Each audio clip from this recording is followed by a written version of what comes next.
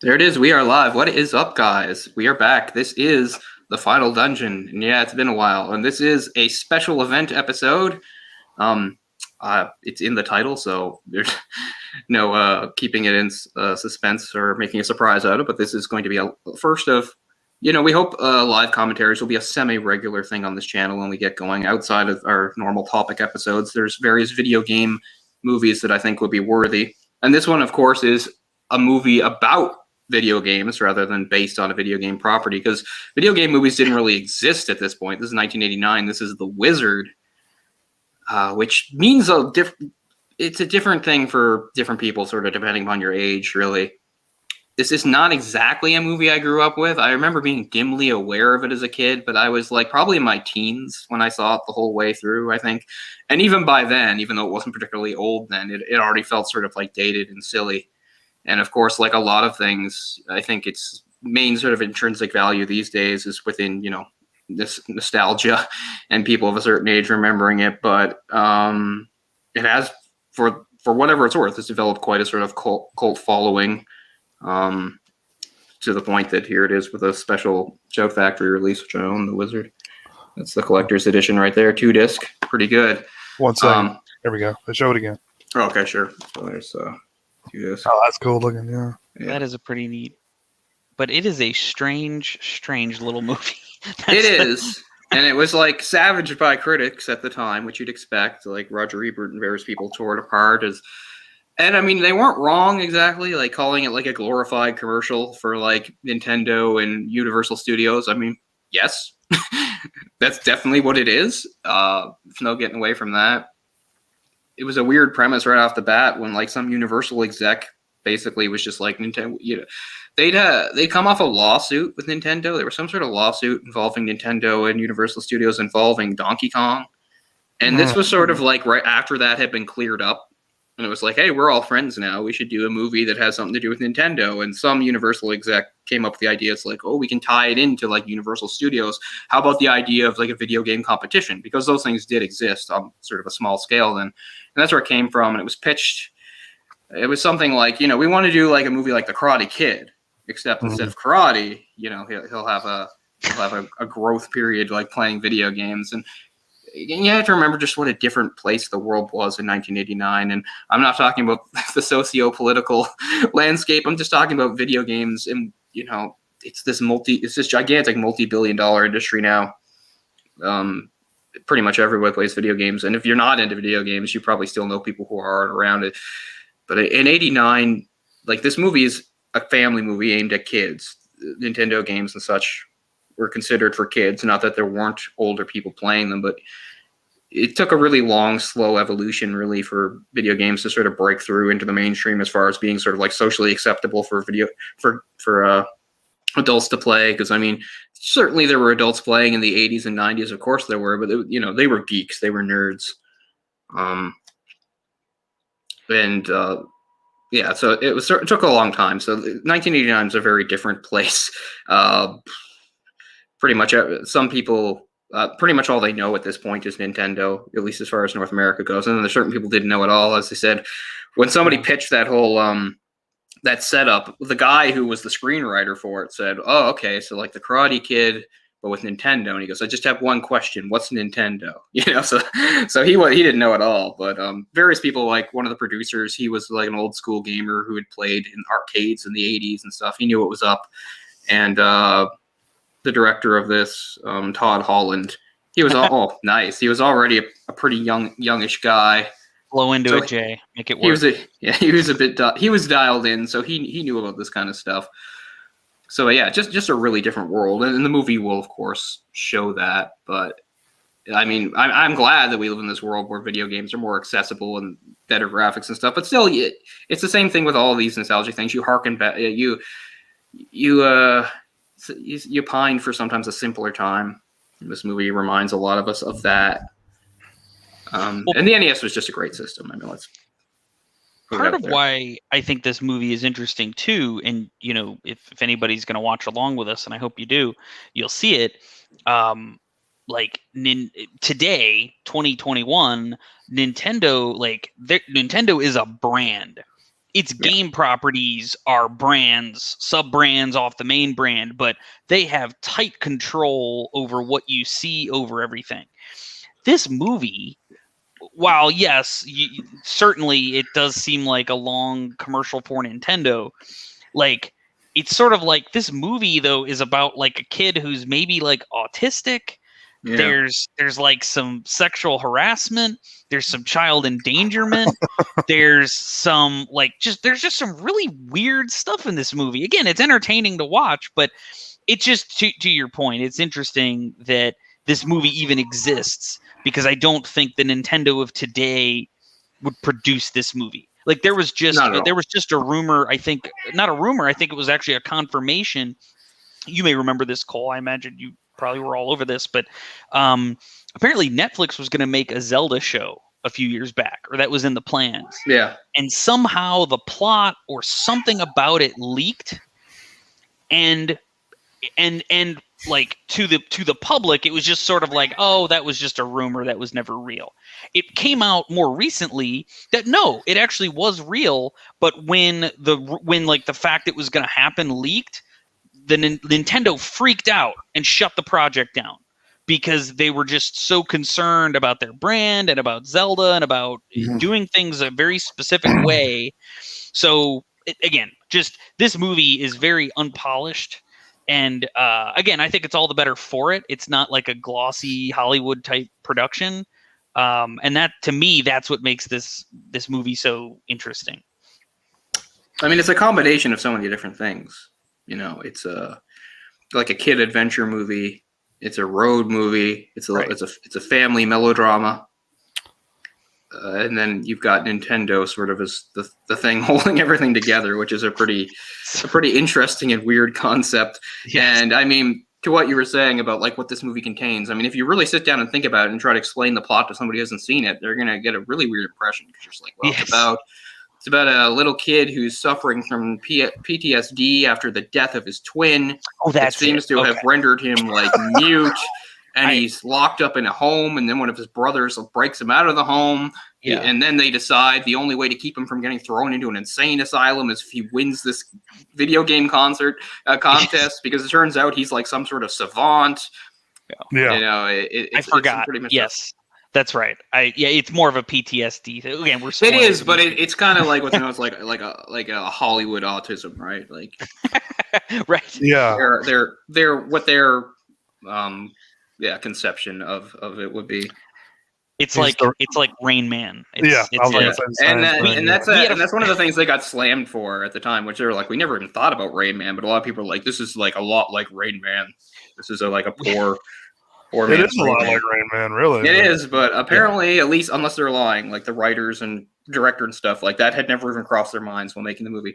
One of the weirder things I found about the movie, which is like, it's like usually it's the reverse of this. We always talk about movies and how the director or whatever has this vision, and they shoot a lot, and and the original rough cut is fairly long, and then of course the producers and studio get involved and say, cut it down.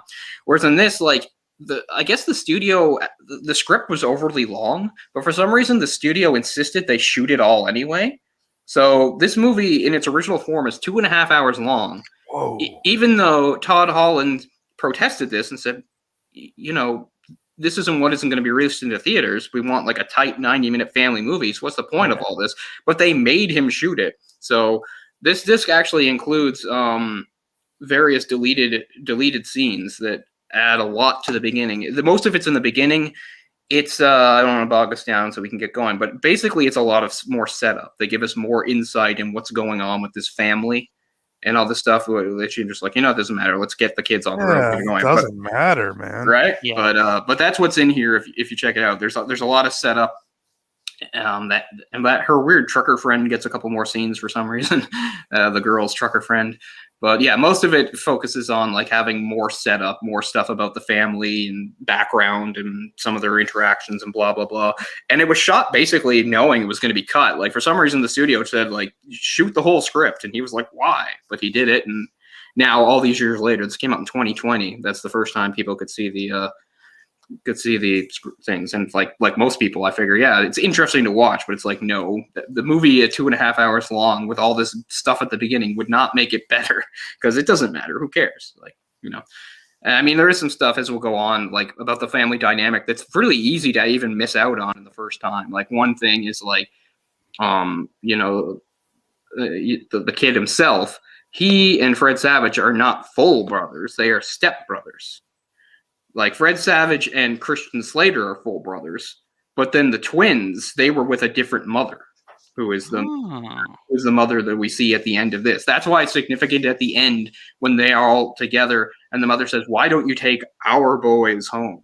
Because they were like, there was other stuff in the movie originally that was cut where it was kind of understood that, like, as the stepmother, she was kind of not cold, but she was like less inclined to show affection to Christian Slater and Fred Savage because they technically weren't biologically her sons.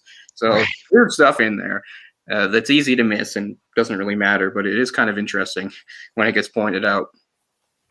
But that's one thing. But that's the thing. Like, it's his stepbrother, but he doesn't care. He's his brother, and he loves him. It's his stepbrother. I never knew that. Yeah. Yeah, I guess I missed that detail.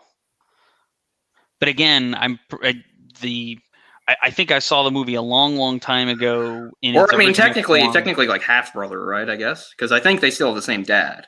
It's the father remarried, and Jimmy and his sister, they were of the new marriage. So I guess it would be half brother, or whatever technically. But yeah, because I'm pretty sure it's the same father, Beau Bridges. We'll watch for that. Well, yeah, let's go ahead and get started here. I got some stuff I wanted to mention, but I can save it. Sure. So this movie's not so easy to find. Both Jay and Eric had to rent it on Prime, so it is available if anybody wants to do that. But that was one of the reasons why it took us so long to get this together, because we were trying other options just to see. I didn't buy it. I wasn't looking for it. I just happened upon it, and I pounced on it and bought it when I had the chance. And I was like, now I'll be ready. But yeah. And I would throw in my obligatory plug, which I often do, that this is also a movie that the gentlemen from Riff Tracks have done. The former Mystery Science Theater 3000 guys did The Wizard, and so you can actually buy a copy of The Wizard synced with their commentary. It's very, very funny. I'm sure that our commentary will pale in. I'm sure it is, but we're about to render it obsolete. So yeah. Oh, okay. Yeah, and we kind of had some trouble getting synced up here, but I know Eric and I were renting this on Prime, as Cole said, but we're right at 30 seconds. Is that right? 33 is what I've got. 33, okay. Sorry, yeah, it's the Universal, okay, Earth and Universal are on screen. So right when the Universal logo is all together there. Yeah. On my disc, it's much earlier. It's like 9 seconds on the disc version. So I'm sure we won't be perfectly in sync, but we'll do our best here. Yeah, it'll be good to go. So, well, you guys want to do a countdown? All right, let's do it. Without further ado, we'll do 3, 2, 1, hit play. All right. So I was looking up Todd Holland, the director. I've never really even heard of him. He mostly did TV stuff. Yeah, that's what I was noticing. He's done tons of TV, nothing wrong with that. But yeah, he must have been good with kids. He did a lot of episodes of what's it called, Malcolm in the Middle in the 90s. Oh hell, he's done damn near everything. Yeah, but he seemed like the right guy for this. He seemed to have a good rapport with kids. Right from the beginning, it was kind of like a Back to the Future situation where, like, right from the beginning, they knew exactly what actor where they wanted. They wanted Fred Savage very specifically for this. One of the producers for this was somehow involved with the Wonder Years, so he actually controlled Fred Savage's schedule, so he could work him in perfectly. Fred Savage was very enthusiastic, wanted to, in the movie because he was totally what they wanted. Not just he's a big star, but he was into Nintendo at that time. He was, it's easy to forget because within like about a year, he was eclipsed by Macaulay Culkin. But up to this point, he's the biggest child star in the world. Mm. And it was really difficult, apparently, casting the girl, getting somebody that would, work well with him and not get sort of, I guess, outmatched. Jenny Lewis did not have a huge career, but one random oddball note, she was like the female lead in that very odd Bill Murray holiday movie on Netflix from a few years back. If anybody remembers that, she was like the waitress at wherever Bill Murray is having this holiday festival. Oh, the holiday special thing? Yeah. Okay, yeah, I did watch that, but I forget it now. She sings like a musical number with Bill Murray. That's funny. Because I remember watching it and being like, gosh, this woman looks so familiar to me. And then it wasn't until I put on The Wizard that I'm like, oh my God, it's this girl. Is my volume too much? It seems pretty loud. I am hearing it somewhere. Just a tad too much. It's weird. Usually I have to turn DVDs and Blu-rays way up.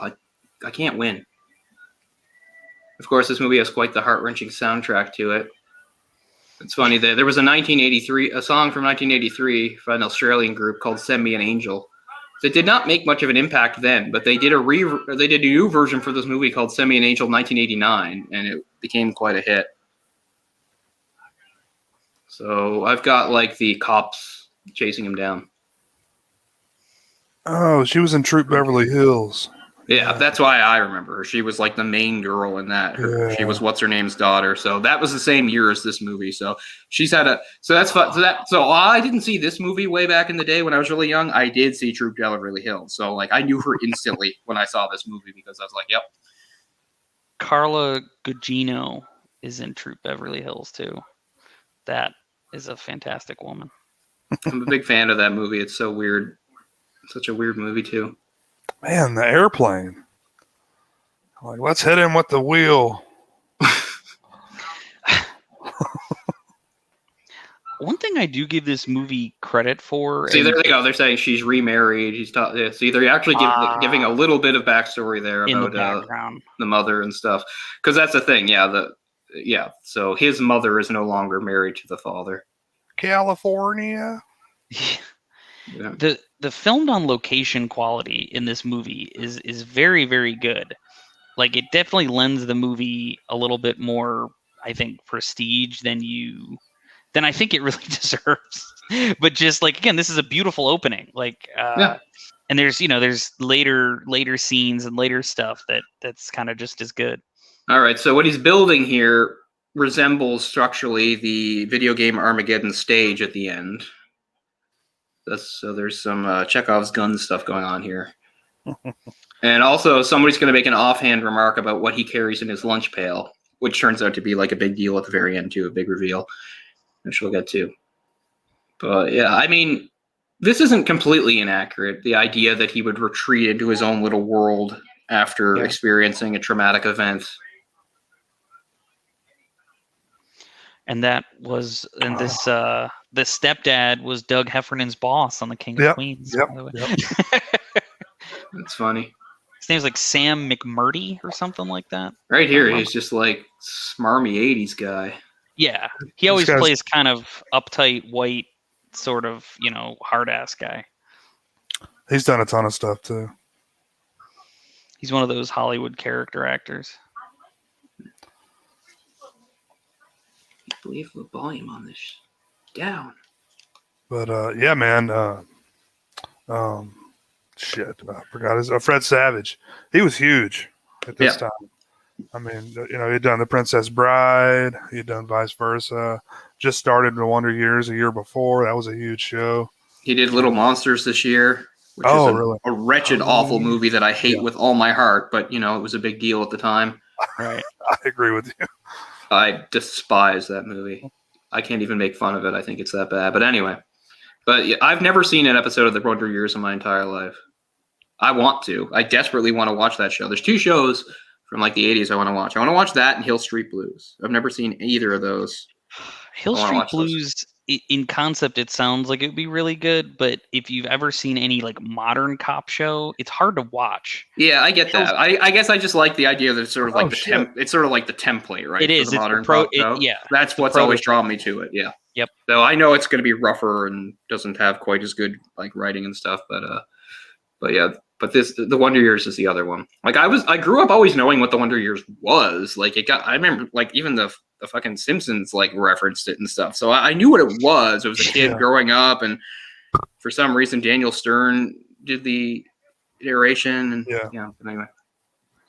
Yeah, Beau Bridges, Christian Slater. I forgot that Slater was in this. Yeah, so Slater has not yet become a big star, but he's sort of on the up and up. He did Heathers before this, you know. So Christian right now, Fred Savage is a bigger star than Christian Slater at the time of this movie. This movie was the first indication that Beau Bridges would act in anything if you paid him. Yes. You know, I used to think that the stuff between Beau Bridges and Christian Slater in the movie was kind of weak. I kind of like it more now. I don't know why, because it's not like it's great or anything. It's pretty goofy and lazy, but I don't know. Maybe it's just because it's those actors. Maybe if it was different actors, I wouldn't give a shit. Yeah. What's weird here is that Fred Savage plays a character named Corey. And, I mean, he plays Corey on, what is it, Boy Meets World, isn't it? Well, no, it's his little brother plays Corey. Yeah. Right, so that, yeah.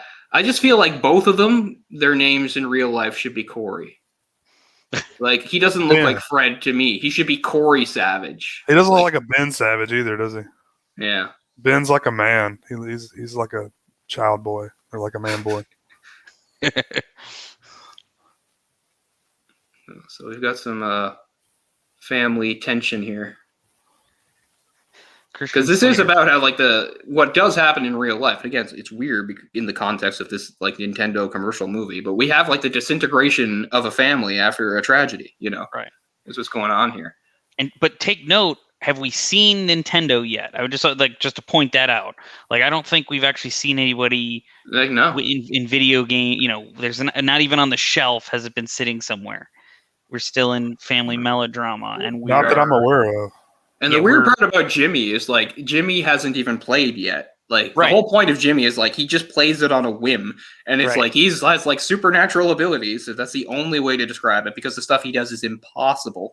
Yeah. You know? Like, Jimmy knew how to break the games before, like, people, like, you know, nowadays using mods and stuff can. Yeah.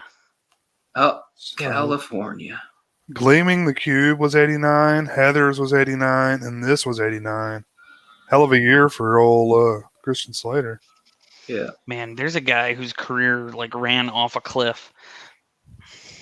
I know. I still like the guy, though. I mean, I think he's a good actor. Yeah, I liked him in everything he was in. That's why it's like he kind of screwed himself. Me too. He's in one of my favorite movies that I watched, that I've seen a million times despite never owning, which it's probably been surpassed, but for a long time in my life, the movie Broken Arrow held the record for most views for me. Oh, man. I must have seen Broken Arrow like 30, 35 times. I love that movie. Mm-hmm. I don't know if I've seen it that many times, but I do enjoy that movie. I was always amused / annoyed that in, like, Scream 2, they just lifted the theme from that and turned it into Dewey's theme. That's right. That's right. I didn't know that. I like how that's that thing, you know, that you got going. I love how easy it is for a kid. I love how easy for just like a child to walk in here and abduct another child. Like, great place you're running here, people. There's a joke in Mystery Science Theater at some point that it's like, has a door to a factory ever been locked in any movie we've ever seen? I think it's probably that kind of movie logic. Yeah. I mean, this kid is already known as a flight risk. The movie opens with him escaping. They bring him back, and then they tell us he's done this several times now. So you'd think they keep a better eye on him.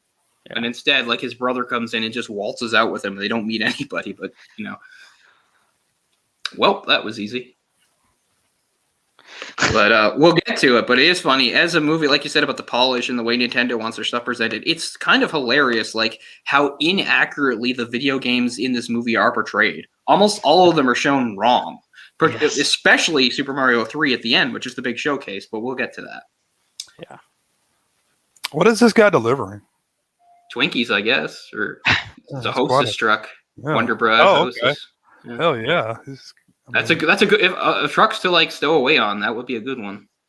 They've got Twinkies and television, so they're doing all right. Yeah.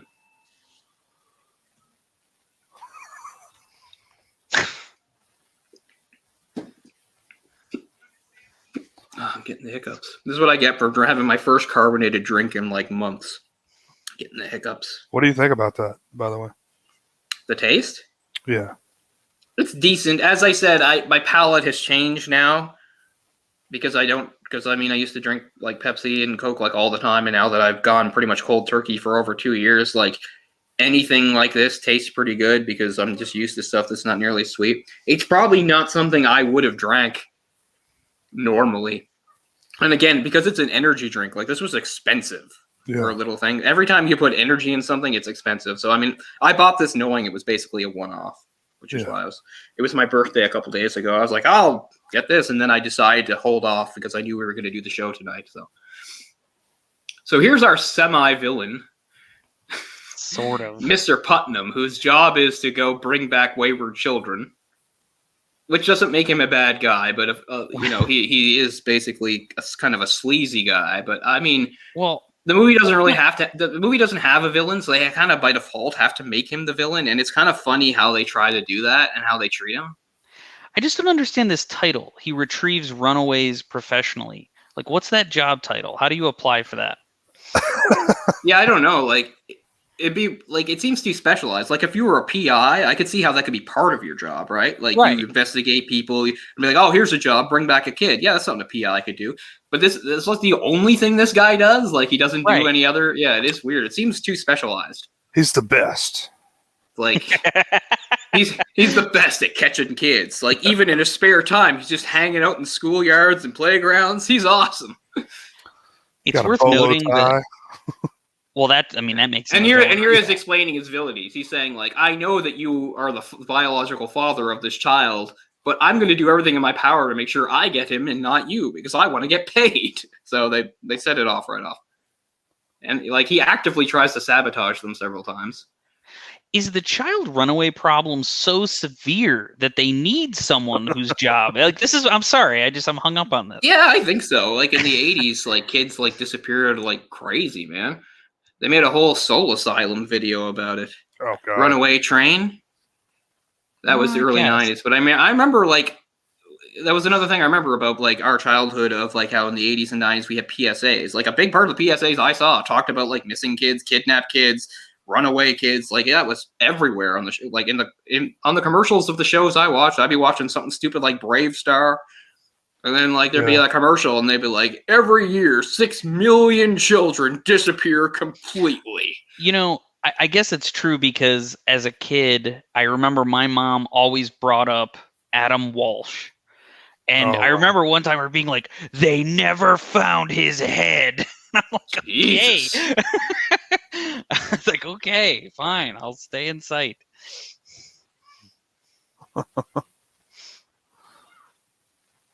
Hostess getting a nice little little odd here. Yeah. I mean, it's a movie about product placement, so they might as well be generous to everybody. That is a map, children. Didn't I say Soul? Right. I said Soul Asylum, didn't I? Yeah. I did not say Collective Soul. I said Soul Asylum. You said Soul Asylum. You said Soul Asylum. Yeah. The map was the Google Maps of its time. So there's stunt people. So this being a movie that has child actors in it, obviously there's child labor laws, meaning kids can only be on the set for so long. So pretty much anytime you see long shots of the kids, it's like doubles. Yeah. Not here because they're coming towards the camera, but there's lots of ones where they're far away or going away from the cameras, and it's almost always doubles. It's like little people or short women or something. And at least for this movie, they got other kids. But that whole shot on the skateboard was, I think, an adult, like a technical, like an actual stunt person, even though that hardly seems like a stunt. Slowly going down the road on a skateboard, but hunched over. But yeah. Someone got paid to write the dialogue. I'm a ho-ho man myself. Oh, why not axe murderers? There's some of that snappy repartee we're used to from you, Fred Savage. Yeah. Goblin Valley. Yeah, that's the whole thing. He's upset about the name. Yeah, so this is how it starts. It's just like, here, just waste some time on this machine. I'll go do some stuff. Right. And then he turns out to have wizard powers. Wizard powers. Another problem with this movie, and we'll get to it again, is like by 1989, even then, like the idea of accumulating points in a video game was already somewhat antiquated. By this time, games have evolved to the point where it was more important for advancement. And yet that's why at the end it contradicts itself, the whole thing about the video game Armageddon. But they talk about it a few times. Like he got this many points in Double Dragon. Like nobody would say that. It would just be how far you got and how fast you did it. It wouldn't be how many fucking points. I mean, a lot of games had points, just like in Mario there's points, but no one gives a shit. Yeah. I always thought Mario, that was strange. It's just you get an extra life if you get 100, right? Isn't that all it is? Well, that's just coins. That's coins. And coins themselves are worth points. So yeah. But as far as points in the Mario games, points have no bearing on the game whatsoever. There's no reward. There's nothing tangible within the game. But here he is. You got 50,000 on Double Dragon? It's like he's not playing Galaga. He's playing a beat 'em up. Yeah. I guess it's just they gotta have some way to not like, you beat 12 stages of Double Dragon. I don't know. He should have said that. Well, I think because it was like a tournament, there needs to be some like KPI for them to judge who wins and who loses. Right. I agree though. Why not just like, well, he made it to level 7 and he's only on level 3. I mean, I don't know. Yeah. And I mean, technically that's how he wins, except they say it's through points. I mean, I was going to say it when we got there later, but I might as well say it now. Like the whole idea of him getting the warp whistle and jumping is terrible for points. That means he's foregoing points. You don't get any points for warping. Instead, like he got that first secret one in the first little castle in World 1. So that meant he didn't fight Boom Boom, and he didn't get the level bonus either. He just you get no points for warping. So and how did he know that? Right. Well, that's the other thing, right? It's the wizard. I mean, it's just how exactly. They're like, yeah, I know. At one point, they show him doing the crouch on the white thing, right? Where you crouch on the white thing, you go behind. It's like, how the hell does he know that? He's Neo. That's how the wizard is a prototype of Neo. He basically is. He could see the game code in his eyes. So it is. I figure he does because he can just break games. But he just kicked ass on Double Dragon. Yeah, I mean, I guess being a savant, but being a savant, you're not going to know secrets without playing the damn game. Yeah, exactly. I mean, especially when you go back to like 80s games, they even talk about in that shitty Adam Sandler movie Pixels. Like the way to get good at most of the 80s games was memorizing patterns. Like you could get really good at Centipede and things and Defender and things like that because you could memorize the patterns and then you could Pac-Man, you could move accordingly. But this game focuses. I mean, this to its credit, this focuses on newer games, but they use the old sort of system for it, which doesn't make any sense because it's about beating levels and advancing and finding things. It's not about racking up points. I don't even think that's accurate how they're showing the points going up there. I don't think you get a point every time you land a punch. I don't even know. I don't really pay attention to points. Like you said, they're kind of pointless. Yeah. Those guys are hard. And so you duck when you do your jump kick. Yeah, so I like the whole idea of like she's like this traveling prepubescent girl who's like some sort of like hustler. Well, I do just want to point out for the viewers, we're about 20 minutes into the movie and the first video game has appeared. So it took 20 minutes for any video game to appear on screen. All right, and it was Double Dragon. Double Dragon. Capcom. And they can't really they can't really show him kicking ass, and it just shows him like doing what you do. No one's gonna watch that and be like, "Wow, I couldn't do that in Double Dragon." It's just like he's hitting the bad guys. Yep. Getting back to the 80s road comedy here with the duo, the father and son. They are screen magic. You're right. Is Beau Bridges somebody's father or is he somebody's son? There's another Bridges. I thought he's their brother. He's Jeff Bridges' brother. Jeff. He's Jeff. Okay. He's Jeff Bridges' brother. And there's another one. What's his name? Wasn't he on a show called Bridges? Was he on Nash Bridges? No. That was Don Johnson, I think. I'm getting all confused. I thought Beau Bridges was on Nash Bridges. That would have made sense. That would have made sense. Yeah. So his dad's some sort of landscaper. And by the way, and I know this is off topic, but apparently that is slated for reboot, ladies and gentlemen. Which one? Nash Bridges. Not even a reboot, more of like a continuation. I mean, bringing it back. I get it. They've run out of like the best stuff, so now they're just saying, well, this was a show people sometimes watched. Yeah. It has somewhat some name recognition. Yeah. See, all he did was do well in one game, and yet they already know. She's just like, the kid's a natural, a genius, a pro. Oh, she said it. What'd she say? Wizard? She said he's a wizard. Yeah, and he just said California. Again. Yeah, but I mean, he only played one game. It turns out to be right, but there's no way you could tell. Like, he was really good at Double Dragon. That means he'll be great at everything. Yeah. Did someone say Double Dragon? Oh my god! Oh my god!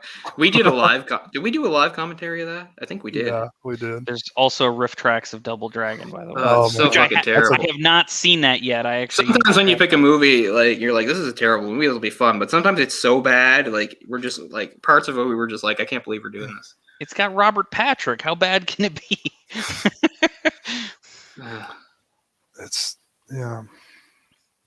Yeah. So now she's brought up our plot. She's like, he can win this thing, and that'll get me money. And then I like her logic too. It's like they will never stick him in a home if you win some video game tournament.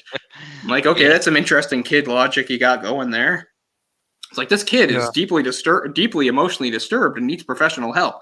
I don't know about that. He won video game Armageddon. He's a straight shooter. Put him in genius school. I like the comments you're featuring, Jay. or is that random? No, I'm putting him up there, but oh, okay. Now, is Stone Cold a character on Nash Bridges, or was that like a cameo by Stone Cold Steve Austin? I believe he means Stone Cold Steve Austin. That's how I'm interpreting that. Okay. Because I mean, there are other characters named Stone Cold. For instance, the show Gargoyles had a gargoyle named Stone Cold. Or maybe it's Cold Stone. But anyway, there he is, actively slashing their tires, and now then he even points the knife at him. This is just like, this is kind of like, again, and it's a movie, and it's a goofy late 80s, early 90s movie, so like I get it, but it's like, why would he do that? Like, this is not. Well, he explained to them from the beginning that that's what he would do. He said, I don't get paid if I don't bring him in, so I will do everything I can to stop. But this is what you do. This is why you don't attack landscapers, because they're heavily armed. They got shovels and weed whackers. Oh, yeah. That bolo tie really, like, lets you know right off that he's such a douche. I don't care what year it is. With all the damage he's doing to his car, I hope he's paid well for retrieving runaways. Got no class. Says the guy who slashes the tires of somebody looking for his son. Man, good times. I would have done something to maybe make it so he's not mobile. Yeah. Yeah. I know, right? You had a lot of opportunity there. Yeah, no class. What the hell? I've never seen a truck like that in real life. I like this score.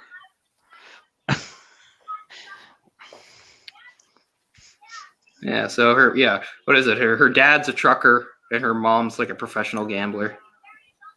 So that's why she's like got the hustler blood. Mm-hmm.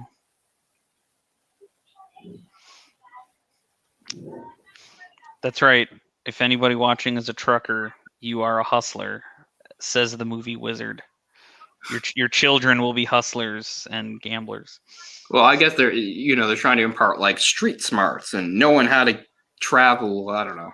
Yeah. Whatever the hell. It was a real thing for like kids in movies in the 80s and parts of the 90s. I especially hated the ones that template of like street smart like New York kids. The worst example probably being in like Fievel Goes West. God, I hated that fucking New York mouse. He's just like, hey, yo, you're in America now. He's like, Fievel, that name has gotta go. And he gives him like some sort of Americanized name. Like, God, I hate those characters. And they're all over the place.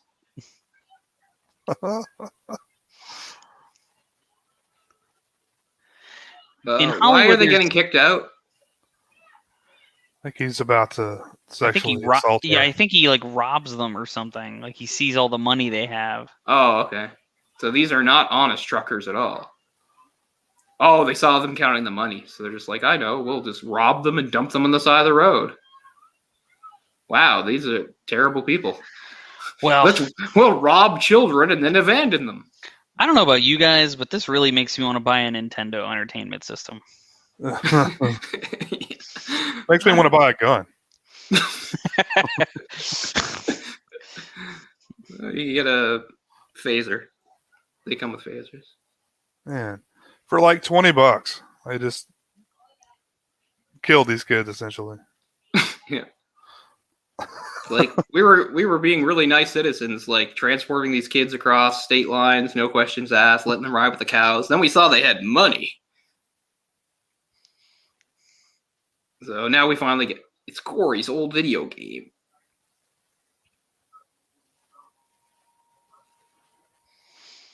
So you fixed it. Did you guys ever do this? This was actually something I was waiting to ask when we got to this scene. Like, did you ever like carry your Nintendo around and just plug it into whichever TV was nearby?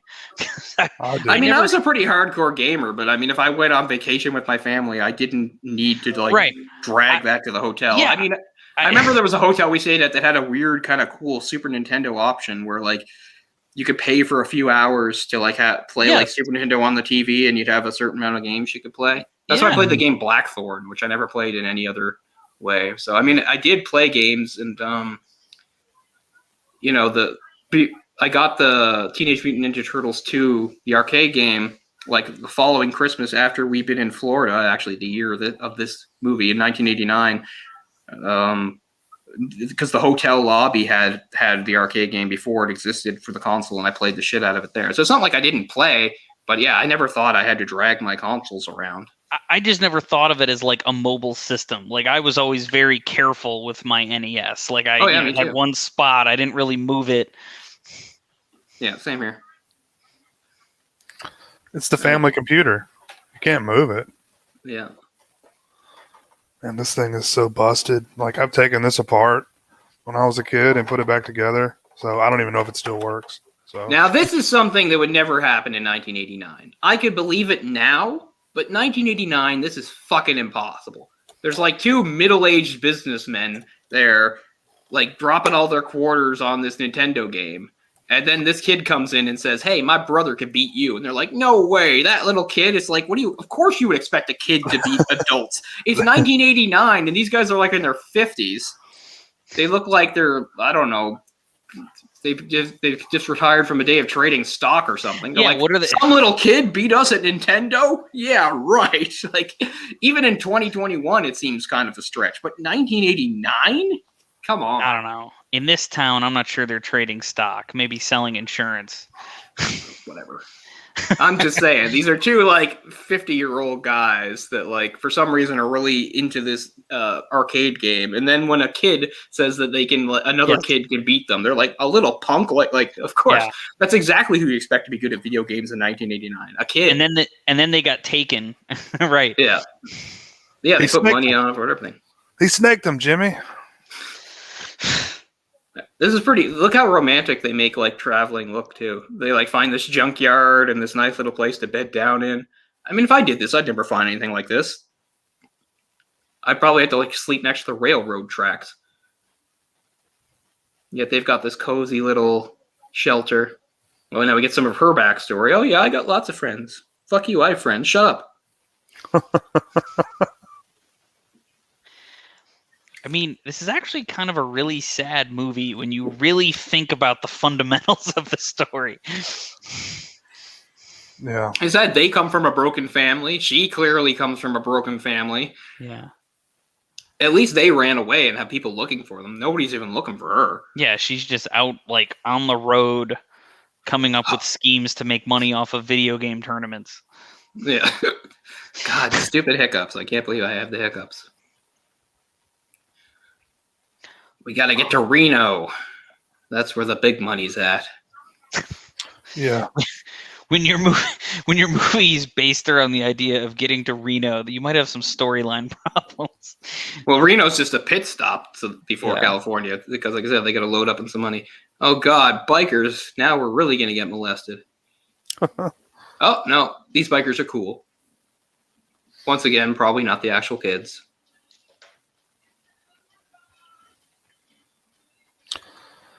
Yeah, bikers. You think rape and meth. And yet here, it's like the kindly farmers are the ones who assaulted the kids. Yeah. And yet the biker gang is very nice and kind. Yeah. I mean, I know biker gangs aren't what they used to be because I mean, there's all sorts of just like middle-aged loser people that are wannabe bikers that aren't in gangs or anything like that, but they do that biker lifestyle. So I mean, I believe it, but they look like legit bikers. So yeah. It's funny. One of the Tim Hortons is in my hometown, and there are a lot of them. But one of the ones that's downtown has always been like this hub for like this biker population, and it's just mostly like people in their 50s and 60s that are bored in their retirement. Yeah. But they dress like they might as well be Hell's Angels. It's pretty funny. They're somebody's grandparents, but they've like decked themselves out like they're like some hardcore gang. Man, they can't see that sign. Yeah, no way you could make that out. Cardboard. It's just like black marker on cardboard. I'll say another long shot, not them, but Send Me an Angel. So I've told this story on other channels before. Might as well say that I did see this movie in theaters. I saw this not back in the day.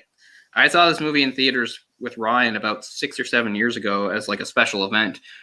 And it was pretty cool because it showed like the community here knows what's up because a lot of people went. And they were pumping this movie, and this was the music they were playing before it started. And also before it started, they picked people randomly out of the crowd, and they did video game Armageddon. They had 3 contestants, and they put it up on the screen and the big thing on an actual Nintendo, and they all had a race do the Mario 3 race. That is cool. So that is one of my better theater going experiences, a very unique one. So that was awesome that Ryan and I got to do that a few years ago. Huh. And that was probably the first time I saw the movie in like maybe 20 years.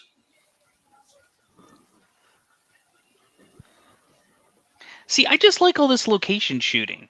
I don't know, like call me silly, but like it's not LA, it's not New York. It's these kind of like offbeat little towns. Right. It's the places in between, right? It's like the places. Yeah. I mean, that is something I appreciate about a lot of the road movies set in like in the U.S. is they show like the in between places. Yeah. It's not the destination; it's the journey. Well, it lends an authenticity to this sort of silly, odd little movie. It's beautiful looking and. It feels like the kids are actually traveling. It doesn't all look like the same location. It doesn't look like a set. Have you guys seen these dinosaurs in person before? No. Wait, behind you? Or yeah. No. Where are those?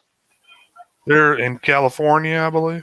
Yeah, I've never been to California, but I've been to the Universal Studios in Florida. I mean, they're in this movie. That's why I've got them up here. Yeah, I know. Hey! They're hustling some local... It's Dwight's babysitter / girlfriend from The Office. Oh, wow. It's amazing. Yeah, and I never. Now we got the mention of Lucas. And by the way, when Lucas delivered the "It's so bad" line, the theater erupted into applause. I'm sure they did. Look at this, right off the hop. The fuck is Lucas? I hear you're the wizard. He's some idiot that lives in a trailer park and styles his hair, which makes him awesome. So the kid on the far left is Tobey Maguire. Tobey Maguire is one of these kids. Is he? Let's see when it pans out here. I think he's the one on the far left. I have to get a better look.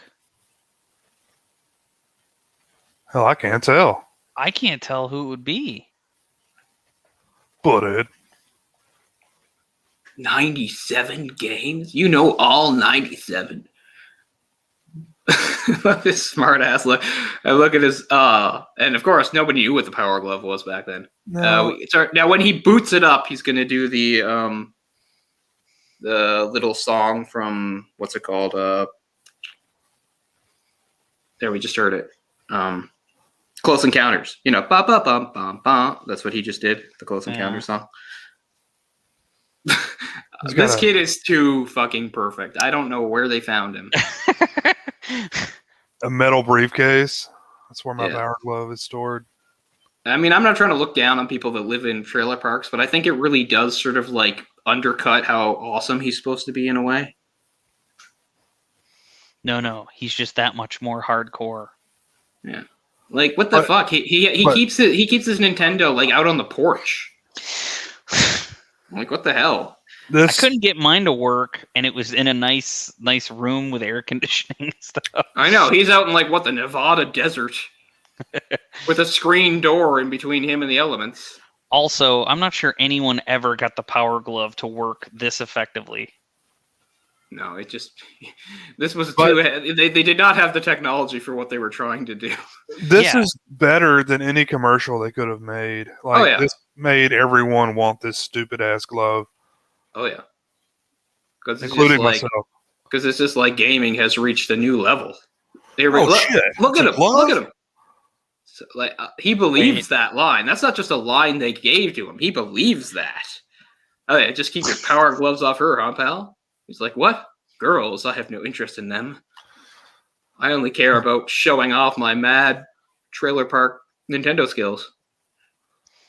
I thought she's living on the road. She's on like her 5th outfit for this trip. Yeah. By the way, where is she keeping these clothes? That's a good point. She's just like throwing them away and then like shoplifting new ones. Okay. There we go. He does hit on her. Nice. I would buy that. It's like, you haven't seen the last of Lucas. Jimmy's cock blocking me again. Meanwhile, we got the odd couple here in bed together. He's like Cobra Kai for this movie. Yes. Yeah. You couldn't pay me at any point in my life, whether I was a kid or an adult, to sleep in the same bed as my dad. And that's not because of a father-son dynamic. That's just because my father is horrible and loud, and like I can't picture a worse person to share a bed with, honestly, than at least I know personally. I probably wouldn't, like when I was like the age Christian Slater is here, probably never did, but when I was a little kid, I definitely slept in bed with my dad. Again, I'm not talking about like an awkwardness dynamic. I'm talking about somebody just being a horrible person to be in bed with. Like, all the things you don't want from somebody to be in bed with, like he embodies. Like he'll steal the blankets, he'll kick you, he'll snore like a goddamn sawmill. He has freezing cold feet for some reason. And also, he's the exact opposite of me in that he can fall asleep. For the last 15 years of my life, I have not been able to sleep naturally, except in very extreme circumstances. Like every night I take medication so that my brain slows down so I can sleep. My dad can fall asleep within seconds of like hitting the pillow. Oh yeah. Yeah, me too. And I know he's an old man now, but he always could. He could 30 years ago. My wife hates that about me. Is that like I'm always the one who wants to stay up, but like when it is time to go to bed, I just put my head on the pillow and I go to sleep.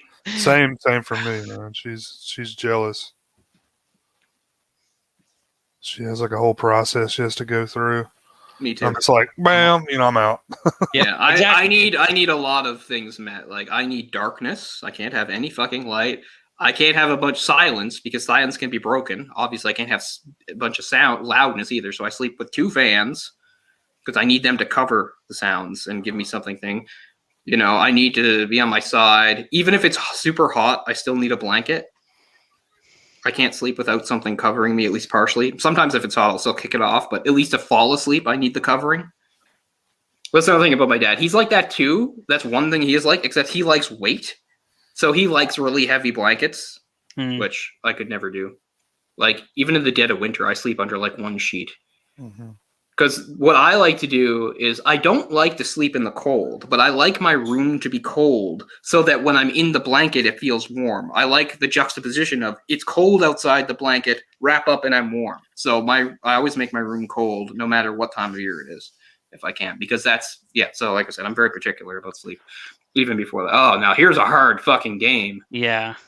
One note is they almost talked about the secret backstory plot point of the movie, but they sort of were uncomfortable and moved on from the subject. But that was there's clearly some secret that's going on here that hasn't been revealed. If you really want to be frustrated, there are videos on YouTube of people like playing Ninja Turtles expertly. They know like all the right places to stand. They know just the right way to like hit the enemies. It's insane. I mean, hate that game. I got decently good at this game, but I was like you. Like, I never enjoyed it. I only got good at it out of anger. Like, I just made myself play it over and over again because I hated how fucking cheap it could be. Yeah. I still never beat it on my own. I beat it with Ryan. I don't think I could. I could never. Of course, it's the bane of my existence. People in the final dungeon is water levels. I hate water levels. And this is one of the original hardest water levels. Is that damn level with that stupid electric seaweed that you barely touch it, instant death. Yep. And there he is building stuff again. This is where she starts to explain it. This is where he gets mad at him too. He's like, "Why do you build this shit? I hate you. Oh, you're such a..." He smacks it down. Come on.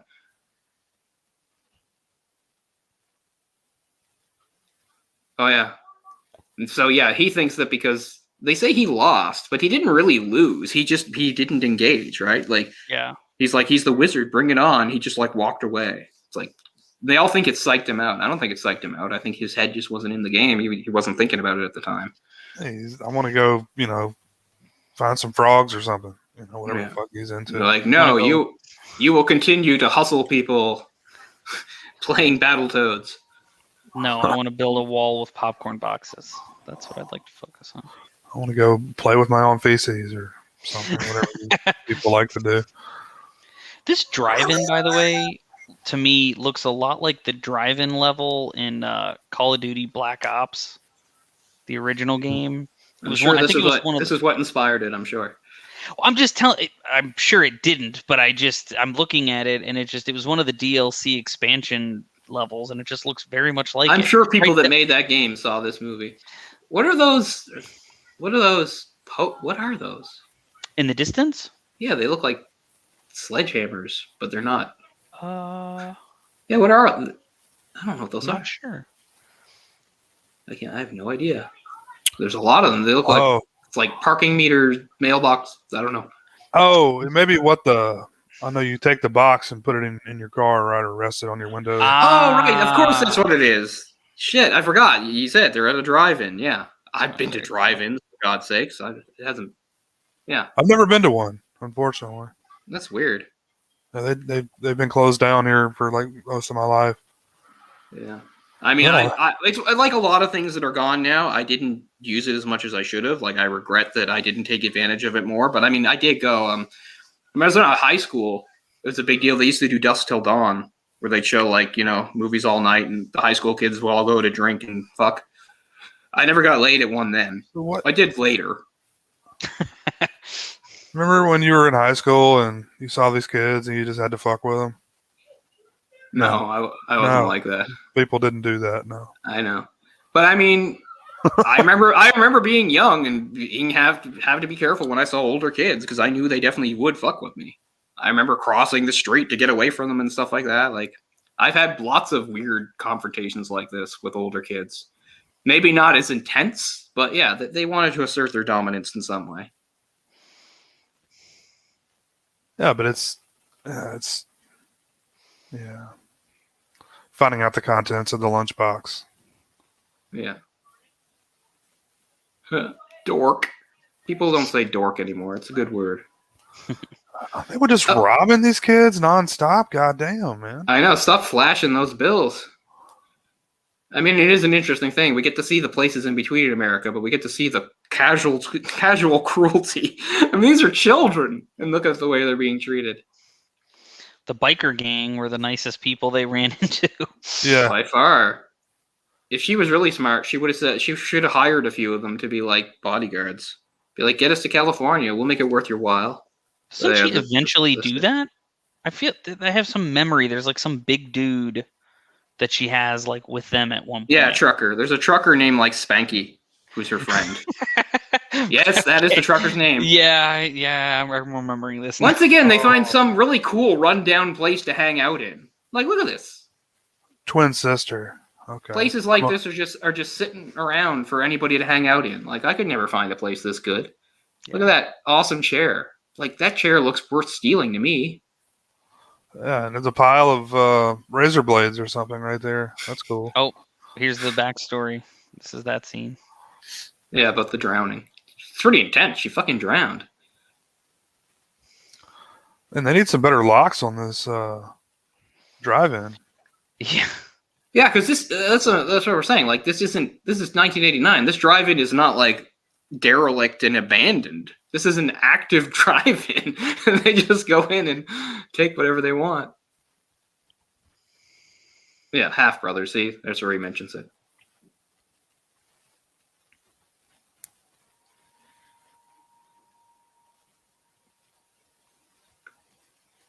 These kids don't really look like they've been on the road for like a week straight. Well, that's like most movies, right? Yeah. I mean, Jesus, the people on The Walking Dead have like great white teeth and everything. I mean, she'd be pregnant by now, right? In real life. The movie's willing to show some of how dark it can get. It's not going to go all the way. They don't go that far. That was the line Nintendo drew at this point. So they would do. Nope. They're like, okay, they can rob them, but we should just hold off on some gang rape. Your attitude sucks. Jimmy'd be dropping clips in her non-stop, man. Oh, great. Now what does he do? They've gone in opposite directions. Oh, and now he actually talks. Yeah, I'm so dumb for forgetting what those things were. I was like, oh, it's a drive-in, of course. He talks. He wants to play. Everything is fine now. Well, that was a quick resolution anyway. He brought us back together. Jake Cage. That is a good name for a wrestler to go by. And of course, one's a mental case. Like this guy, even for 1980s, this guy's not very PC. He's like, I'm looking for a couple of kids, a hot piece and a retard. I just look how he shows he's like tilt. I'll show you. Like, you don't mess with me. Tilt. Speaking of pinball, that's the other thing this is reminiscent of is the song and the later musical Pinball Wizard, because that was about a kid who was like a savant at pinball. Yeah. He was a deaf, dumb, and blind kid too. But who does this guy report to? That's my question. Like, who is his supervisor? Like, is he just a free agent? I figure he's just a free agent. But here we go. They cross paths again somehow. I mean, what are the odds? But I like that guy on the porch. He's like, oh, there's a doings transpiring. Oh, do you see that? Christian Slater's not wearing a seatbelt. Uh-oh. Wow. I'm surprised you didn't say you were going to sue him before. Alex C says, you make little money off little kids. You miserable jerk. You ought to be shot. I mean, that guy, yes. But in practice, no. I mean, his job is to help people find children. That doesn't mean he makes... I mean, I guess that's making money off little kids. But that'd be like saying cops are terrible people because they make money off crime. Because you're right. If there was no crime, cops wouldn't exist and they wouldn't get paid. It's like when you see those commercials for insurance. They're like, we really hope nothing terrible in your life happens. But if it does, you can do this and pay us money. It's like, you don't hope that. You hope for disasters all the time. So you have a business that will work. Don't tell me you don't hope for that. Oh, chicken shit. That's the swearing of the movie. I don't think it's... Well, I guess, what do they call it? A crash derby? What do you call it? Why is his truck so lame? Demolition derby? Demolition derby, yeah. If you're going to hit somebody, that's the way to do it. Back into them. Yeah. Oh, they made to Reno, the classiest city in, That's where Arrested Development started its third season or something in Reno, and there's a lot of jokes about it. Did you guys watch Reno 911? A couple episodes. That's a great show. Yeah, I'd like to see some more. It was pretty good. It reminded me a lot of Super Troopers. Yeah. Yeah, it's so definitely 3 days. Yeah, so they have to do here. Here we're getting to the training montage. It's like here's Reno. It's again a sort of a weird, antiquated idea. It's like this kid needs to get good at Nintendo. Get him to Reno. There she. They're like a video game mecca. There's Spanky. So apparently, kids aren't allowed on the floor, but they're allowed within shouting distance to help adults gamble. So that's Spanky, the trucker. Yeah. You should believe. So she's got her own little talent, which technically is more lucrative than Jimmy's. Being good at gambling would be way more profitable than being good at video games, especially in 1989. Like, you're good at video games now. Yeah, you might be able to like get sponsored and play esports or some shit. But I mean, being good at gambling is better all the time. Yeah, let's get rid of Jimmy and let's follow Spanky. I think there's a lot more potential with. Oh yeah. Well, Spanky's not good at gambling. She is. He's taking her cues.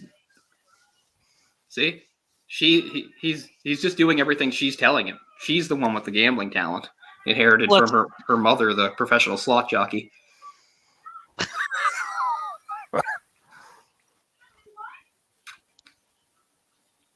Now I like how they kick him out. You can't be betting with kids. Like, that's not a rule. Like, I get that you can't let kids on the floor, but technically they're allowed in the building, so. Is Spanky special as well? No, but they make it seem that way. Okay. He's an actual trucker. Oh, really? Yeah, he's going to drive them. In fact, I have a good piece of information about that when we get there. Oh, here's the Nintendo hotline, which was a real thing for you younger viewers. You could call a 1-900 number, and people in little booths. This would have been it's too bad I was born when I was born. Like, when I was like 20 and like in university, this would have been an awesome like part-time job for me. Well, that's a job I could have totally done. Oh, is this the people you call and like need tips on how to? Yeah. How do I beat level 3? Yeah. Let's start with Simon's Quest. Like, Jesus, Simon's Quest is like the hardest thing to start with. And what do you mean, where are you in the game? Simon's Quest isn't down there on the arcade floor. It's a goddamn Castlevania game. Which has, speaking of how we talk about, like, how does Jimmy know where the warp whistle is? How does Jimmy, like... Simon's Quest has one of the hardest things in the world ever that you could never, ever figure out on your own. Where you get to a point where the only way to advance in the game is... And now Simon's Quest is not level-based like the other Castlevanias. It's one big open area, like Metroid, what they would use later and called Metroidvania for stuff like Castlevania in the Night, meaning you could go anywhere, right? You could revisit. There's a part of the map where you go... And you have to go, like, when the sun is high in the sky or something, and you have to, like, crouch down for a few seconds, and then the thing you need happens. That's like what I was about to say, yeah. That's like the most impossible shit ever. Look, he's breaking up the binders. Like, this is all super accurate. This part is accurate. The whole him breaking out the binders and stuff. Like, he's playing Mega Man 2 there. Mega Man 2 was never released to arcades. There's a, did you see the girl giving drinks? It's like, this is like the kids' version of gambling. It's like she was their age. She was a kid drinks. Too. Okay. Yeah, on the arcade floor. Oh, that's pretty hilarious. That would have been heaven for me if I was like 10. He was like, keep the change. Yeah. I would have loved that if that was actually a thing. Oh, there's Samus, speaking of Metroid. But yeah, who's playing Metroid in an arcade in Reno? Jimmy. Oh, I used to play that racing game. And there's one of the Contras, Super Mario Brothers 2. Metroid. You guys like Metroid? Oh, yeah. I mean, Metroid is one of those games where... And the hardest one for me was Metroid Prime, but they all follow the same thing, which is you need momentum to play Metroid. You can't go play it and then say, okay... For a few days, I'm not going to play, and then I'll come back. No. You'll forget what the hell you're doing, and you're stuck. And that, nothing was worse than that for Metroid Prime, which was one of the only games I owned for the GameCube for the few months that I owned a GameCube. Metroid Prime, oh my god, I might as well just try to play that all in one sitting. Because anytime I saved and stopped, I had no idea where I was or what I was supposed to do. I just wandered around forever. Oh my god. But yeah, I do like the Metroids. My favorite Metroid is a portable one that came out on the Game Boy Advance called Metroid Fusion. That's my favorite Metroid. It's really good.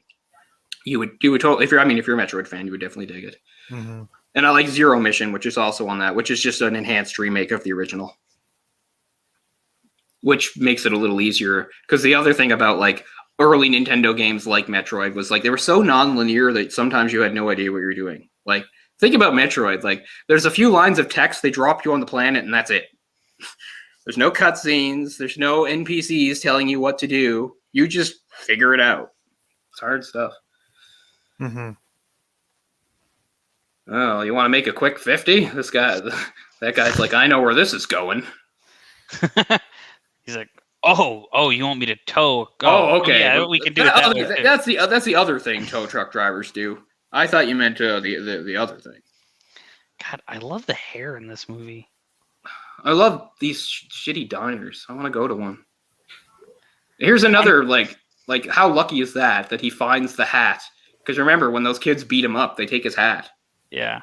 And I mean it is a one of a kind hat. It's their landscaping thing. But this is how they find out where they're going too. I got it from a moron. Uh-oh. But there's no satisfying scene of them like taking him out back and beating the shit out of him. Which is really what he deserves. Yeah. You ever seen a movie called Black Rain? I'm about to Morgan Freeman all over you. Oh, and look who else happens to be there. Hey, movie, this is getting a little contrived. Lucas is there too. V. Lucas.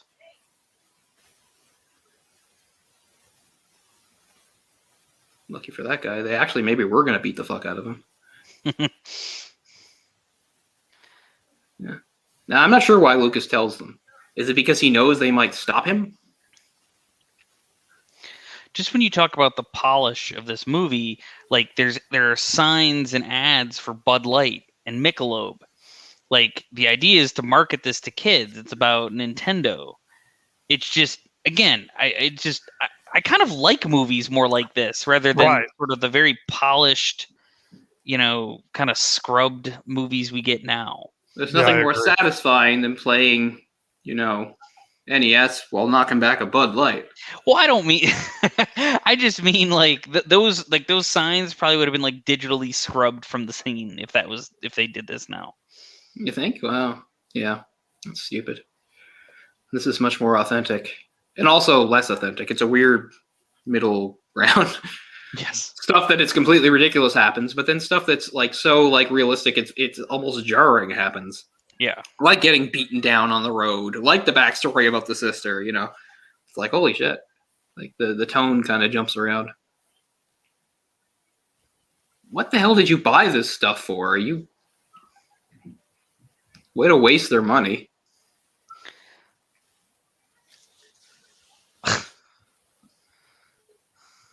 He's such a dork. You bought it. He didn't buy it. You bought it. This guy is so dedicated. He doesn't stop for repairs or anything. Yeah, like I think a cop would stop you if you're driving around in a car that's fucked up. Yeah, like I think so. You're a hazard on the road. If you have like a tail light out to pull you over, this guy has the whole back half like ruined. But they're in Reno, which is the biggest little city in the world, where anything goes, I guess. I don't know. I never really understood that. They still use it to this day. The biggest little city in the world. I guess they're trying to say it's like, it's not a big city, but it's like a big city, I guess is what they mean. It's like, it's not big like New York, but we're cool like New York. I don't know. I would say they're more competing with Vegas than they're competing with New York. Yeah, you're right. But I mean, is Vegas a big city? Not comparatively. Not next to New York or Philly or Dallas. I mean, Vegas is like the What gambling the fuck are they doing? They went to the junkyard or that place. Yeah, they just started stripping their car. Yeah. They told them to fix it. Instead, they just tore it apart for some reason. Okay. So now they're without transportation, and yet this guy's still driving around. Some of these scenes in the casino feel like they didn't have a permit to film here, and they just kind of like pointed the camera, like, here, talk to these people. I don't mean to be ageist, but she seems too old for that. That woman seems too old for that job. In Reno, I don't think so. I think she's probably just right. Now there's a great shot. Forgot about that. Like, come on. Everything that's in a movie is there for a reason. So what is the reason for that? Is it to show how low this guy has sunk?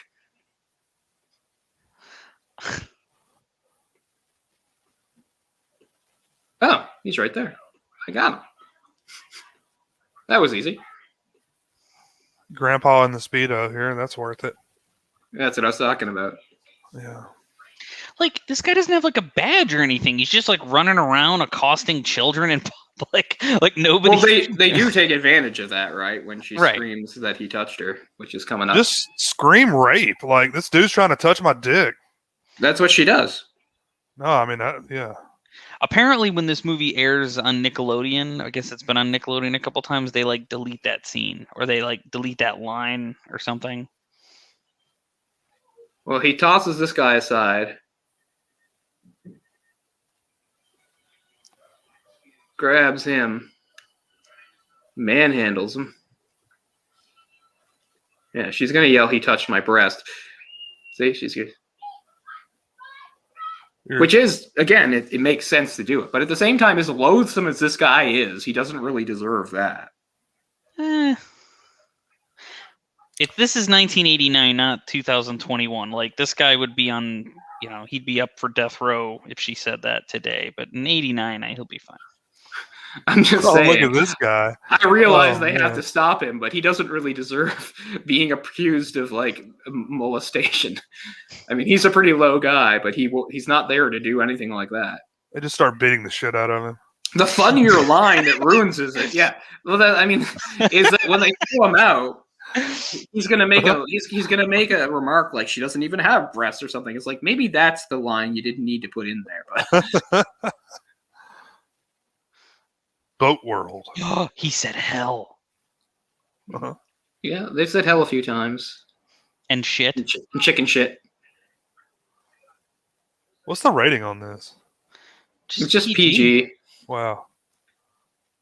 His dad is playing Zelda. Like, who plays Zelda like this? It's not that kind of game. Yeah. No. He's been doing that the whole movie, like moving his controller all around. Like, it's like in movies when people are driving a car and they do this. Yeah. I mean, my mother literally, I think Eric and I said, was it you? The same thing with your mother where she would play Mario and she'd jump? Yes, yeah. When I played Mario with my mom, like she was very animated. Yeah. So that was my mom, especially for jumps. So she had to do like a big jump over a pitch and be like, woof, like that. Yep. So I mean, that does exist, but I'm just saying for Zelda is a slow, sedate game. It's not. Hey, he left his RF cable. Yeah, you can't just leave that. You need that. You need that. You always sit up here on the roof. What do you mean? You don't live here? So is this her place, or is this where Martin Riggs lives in Lethal Weapon? They do a timeshare arrangement. She's here when he's not. Vice versa. Mm. Well, she said ain't to remind you that she's street tough. Yeah, she mentions that her mom's a hardcore gambler who lost all their money. Well, I mean, I don't know much about the climate, but she's wearing like a sweater under that jean jacket. I figure it'll be really warm there. It's Nevada, right? Isn't like Nevada one of the hottest places on Earth? Well, it depends on the time of year. It can get cold there. Depends. I mean, I know that like a desert, there's extreme temperatures, right? Like in a desert, it can get really cold overnight. Mm-hmm. So I guess so. Hey man, I've never seen Austin froze in February. Like our state lost power. Like, I know there are no constants. Everywhere. That's for sure. But I've never seen a desert. Utah. We drove through Utah when we moved here. Like we drove. I don't know if you guys knew that. And Utah, it was like some of the most beautiful country I've ever been in, and it was pure desert. Like it was like a Roadrunner cartoon in parts. It was really cool. Yeah, I've never seen that. Oh, it's not time to make a move, Corey. Never been. Especially when you're from that far away. I mean, if you're gonna go in for a kiss, you don't start 6 feet out. He's like,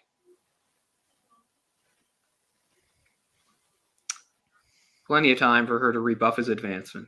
And then she kisses him anyway. Bro. Wow, did you hear that? Wow, she did want it. Goddamn mixed messages. I don't think she really consented though. Like I think I don't know. Well, I mean, she rebuffed him and then she initiated on her own. It's confusing stuff. We need to review this. Especially when you're like 11 or 12. I mean, I was never in this situation, thank God. Of course, I would not have had the balls to even try back then. Serious, I touched her breast. She doesn't have any breast.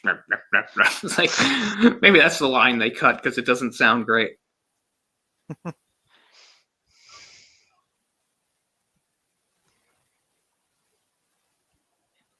my God. Again, who's he talking to? Is this his supervisor? No, he's trying to track down an address. I don't know. He might be calling information or something. He has some clue that leads to an address. I don't know. He's finding an address for something. How does he even know her name? Right. Yeah, she's not one of the kids he's looking for. They randomly ran into her. So yeah, I guess this is her place technically. And yeah, and he's found the address and tracked them down, and he's got Jimmy. I love how Jimmy is his concern, so he does not give a shit about two other unaccompanied minors at all. He's just like, hell with them. They can rot in the wilderness.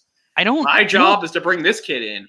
Can you imagine? You're the mother, and he's like, oh, I fulfilled my job. Here's your son. She's like, now my other son's gone missing. Yeah, I saw him, but he wasn't the contract, so I just let him drown in a lake. Anyway, pay me. I just don't like how abrupt this happens. It's just like he's on the phone one scene, the next scene he's just like walking through the trailer, and it's like he's already got him and he's taking him to the car. Yeah, well, you know, these movies, they have to move things along. We're at the everything is terrible moment that happens in most of the movies like this, including comedies. Like this is the part of Happy Gilmore where, you know, Chubbs is dead and he's lost his putting game and he can't go to his happy place. This is the end of Act 2. We have to get ready. You always have your everything is terrible time, which does not last long. It's only like 10, 15 minutes long in most movies. Like before you get. What's the bounty on this kid? Because this guy's ruined his vehicle. Like, I mean, who knows how much he's spending gas money? I know. It's not like the mom is rich or anything. I mean, this kid isn't a Hilton. Well, this is why I feel like he's somehow part of some kind of state agency, but it's just really unclear. Uh-oh. Convoy's coming at you. I feel like this guy needs to die somehow at the end of the movie. He's really an asshole. He gets falsely accused of like child porn, and the final shot is like him in prison surrounded by this.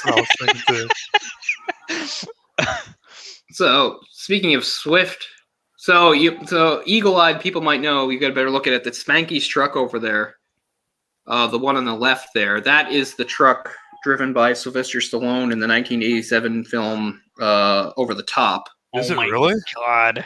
It even still has the same on the door. It even has the same name on it. That's funny. That truck would great movie too. That truck would see life again. It would be It would sit in the lot for a few years until it was painted silver and used in the post-apocalyptic movie Tank Girl in like '95.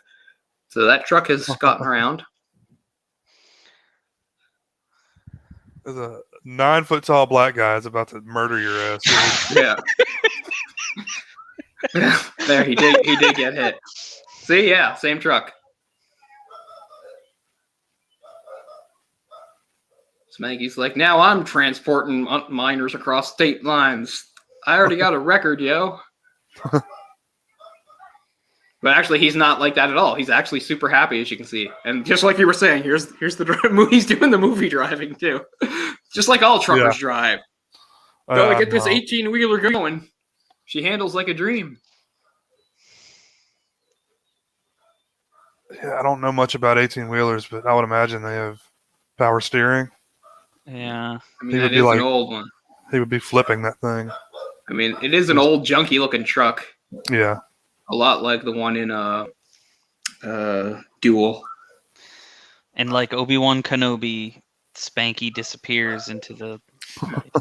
So I have been to Universal Studios in Florida, which is fairly comparable. Been there a couple times. I went to Universal Studios Hollywood for my honeymoon. Oh, we went to San Diego, but on Christmas morning we drove up to Hollywood to this.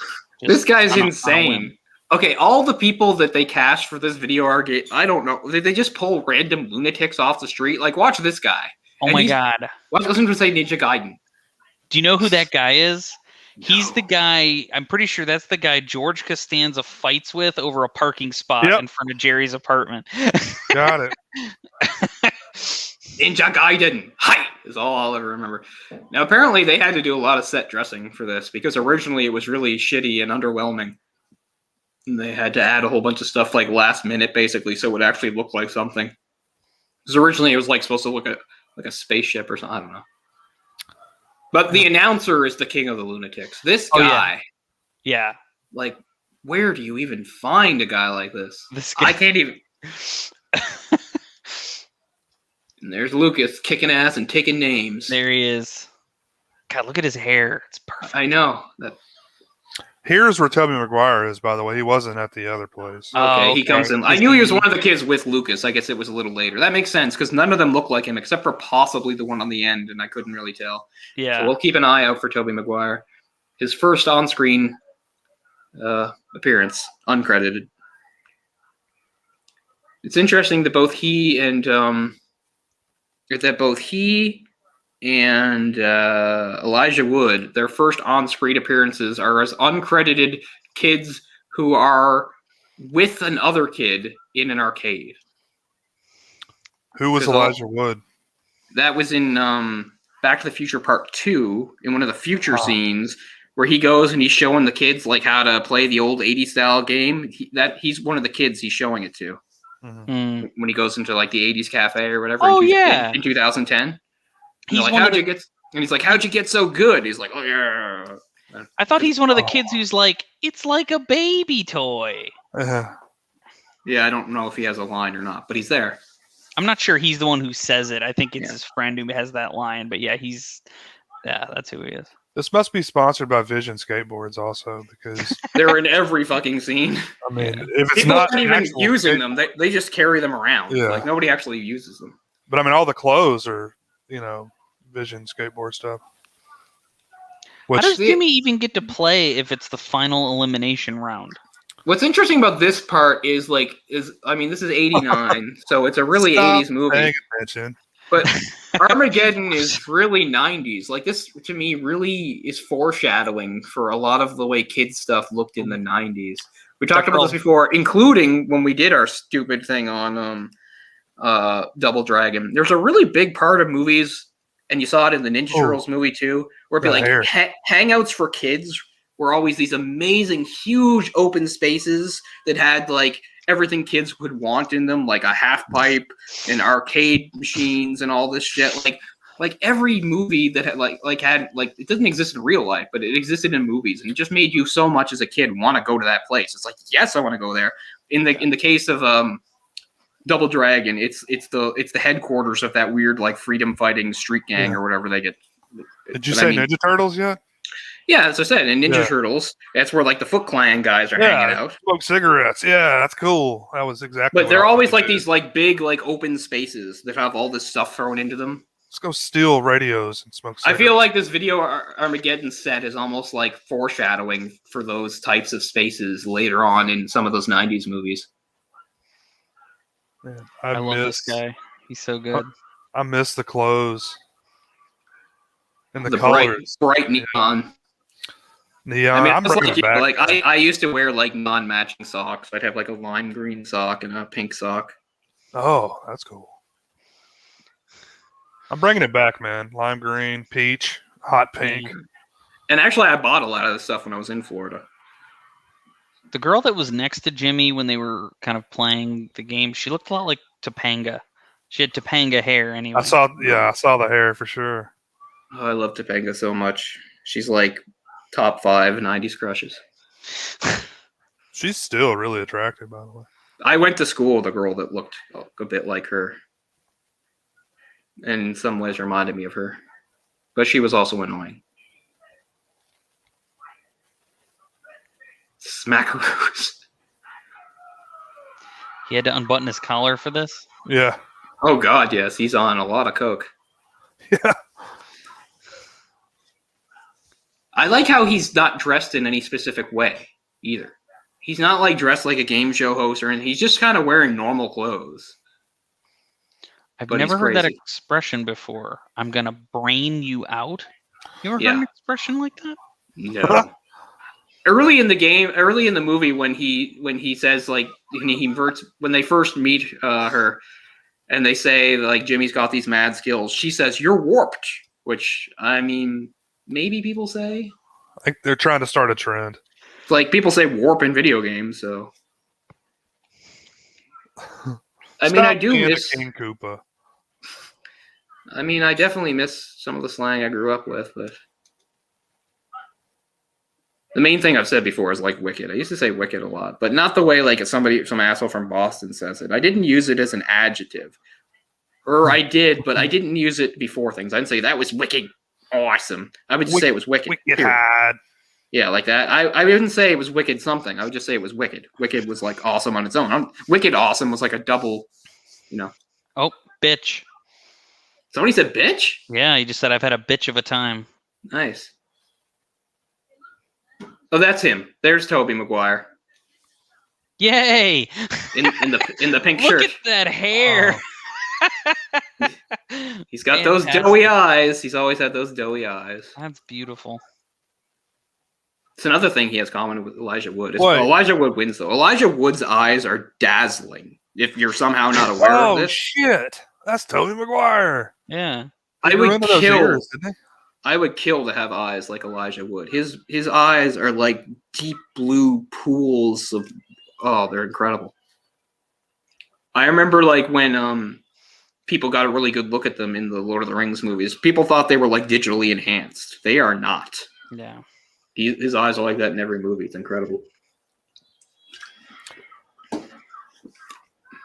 Yeah, they were saying like during the like they couldn't like shoot this nowadays with the kids because there's too many rules. That it's too dangerous to use the kids. Yeah. I mean, the tram's not moving that fast, but I mean, I get it. You can still fall off and get hurt. I'd still be like, this guy's trying to rape me. Like, I would not stop screaming it. This guy has traveled like across multiple states to molest me. This guy, I can't place where I know him from, but he's like a character actor too. The tram operator host guy. He looked kind of familiar. Like this guy, he's literally like just climbing on top of people. I'm gonna get those kids. Like he becomes completely unhinged at this point. It's not about the money or anything anymore. So now we get to really pimp out Universal. Give us some. A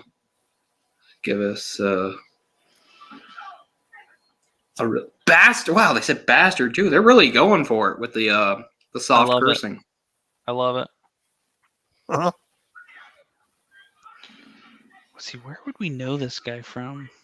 I don't think we get to see him again. No, I'm just kind of trying to figure out, like, because I definitely recognize him. Gosh, he's been in a lot of stuff. Jim Paris? Yeah. No idea. Actually, you may find this interesting, Cole. He on Batwoman on the CW, he played Executioner. Executioner, not Yeah. Electrocutioner. I don't remember who Executioner is. I know he's somebody. I know the Marvel Executioner. He's an enemy of Thor and Valkyrie, but I'm not so sure I know the DC Executioner. I think he's like there he is. Look at him. He's like a prison guard. Just sit down who goes and have bad, fun, damn it. if I remember correctly. He's like a prison guard who goes like off the deep end and. Oh, okay, that's weird because they already had Lockup for that, right? Oh, that's true. Because Lockup is also a prison guard that goes off the deep end. Oh, well then you know what? Maybe I'm confusing him with Lockup. Oh, this ride doesn't. I love exist how on the anymore. Batwoman show, on the Batwoman show, it's just like, well, we don't have Batman, and we can't use like the Joker or the Penguin, or it's like, so they're just scraping the bottom of like D-list characters. Yeah. Like, look, it's the 4th iteration of Black Spider. That's accurate, by the way. There's been at least 4 Black Spiders. Yes. They should have Condiment King on Batwoman. Really show they're taking. I don't want to get on this, but I know that the lead actress left, and they got another actress, which I guess is what you have to do, right? You know, Okay, recast because she left. That's fine. And they're not recasting. It's not like she's the same character. She's a new character as Batwoman, right? That's right. So why is it important that she is also a lesbian? That doesn't make any sense. That's like the mantle of Batwoman has to be held by a lesbian. That doesn't make any sense. Cole, we don't have time to discuss why that. Like that has to be that way. Kate Kane is a lesbian. I know that. She's been a lesbian in canon since 2006. But some other woman that comes along and becomes Batwoman, there is no reason for. I'm not saying I'm against it, but it seems like an incredible coincidence to me that two women who have now been Batwoman are both lesbians. It's TV rules that you cannot replace an LGBTQ character with a non-LGBTQ character. Yeah, I'm fluid, bro. I don't see genders. First of all, look, yeah, that's right. He has to get down there or he'll be disqualified. He has like just as the scene's about to end, and suddenly he just goes and grabs at them. The gorgeous Maura Grissom. It's like I really don't like how he's touching her pigtails. Oh God, he buttoned his shirt again. He's calmed down a little bit. He looks calm. Hold on, guys. Oh, let's get crazy. Oh no. He says, I'm a desperate man. I could do anything. Yeah, I believe you at this point, man. Desperation's all that's getting you. I was like, oh, shit, that's an elevator. I mean, I don't want to see him get killed at the end of the movie. I want to see him kill himself. That seems like the proper end to his arc. It's just like he just like puts a gun in his mouth. It's just like a shot of him like alone in a room and he's holding a gun, and then it just pans out and you don't see anything and you just hear the shot. Oh, look, they got a big countdown for how long before they disqualify Jimmy. I like how this Nintendo movie all of a sudden became about Universal Studios. Well, that's the thing, right? It's like a partnership. It was Universal's idea to make the movie, so. Did you see the video, by the way, of Super Nintendo World at the Universal in Japan? And that's gonna be in Hollywood and Orlando eventually, but they started it at the Japanese. That was really cool. I mean, I'll go to the Japanese one. You want it done right. Look at that. That's the most epic entrance for a kid holding a lunchbox.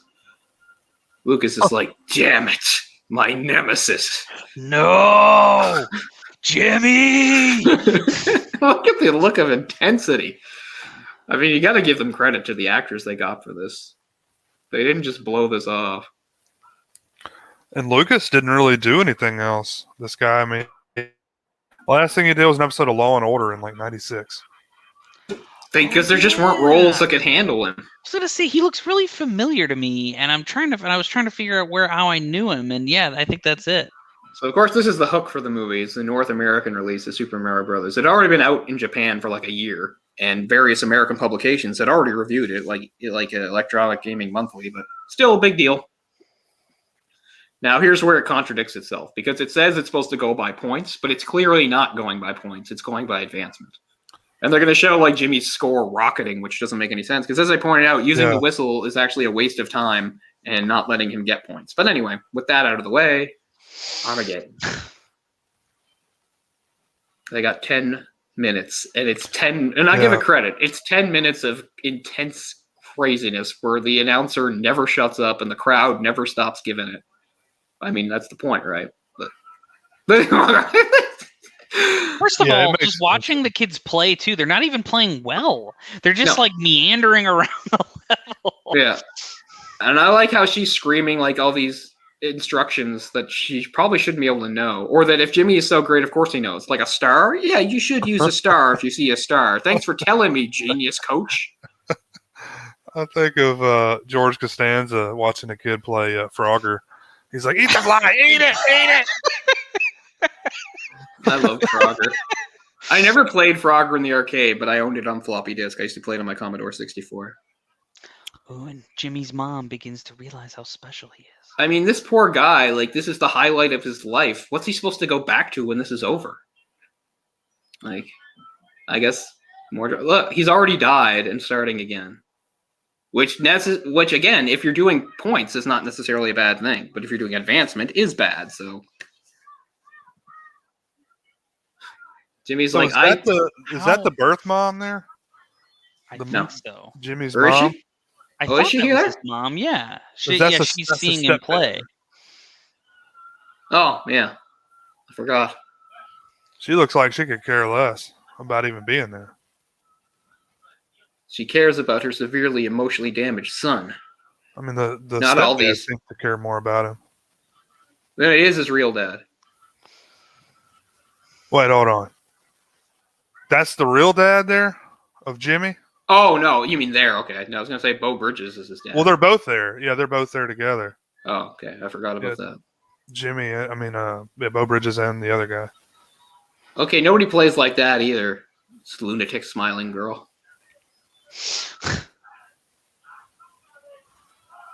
The turtle hit him with his boomerang.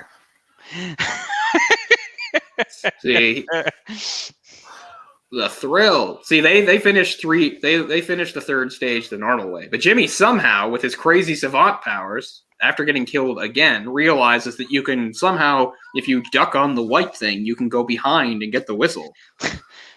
Jimmy looks like he's really straining. It's like Jesus in the Garden of Gethsemane. He's going to sweat blood as he plays Super Mario Brothers 3. I mean, for most movies like this, you can always make some sort of Christ comparison, right?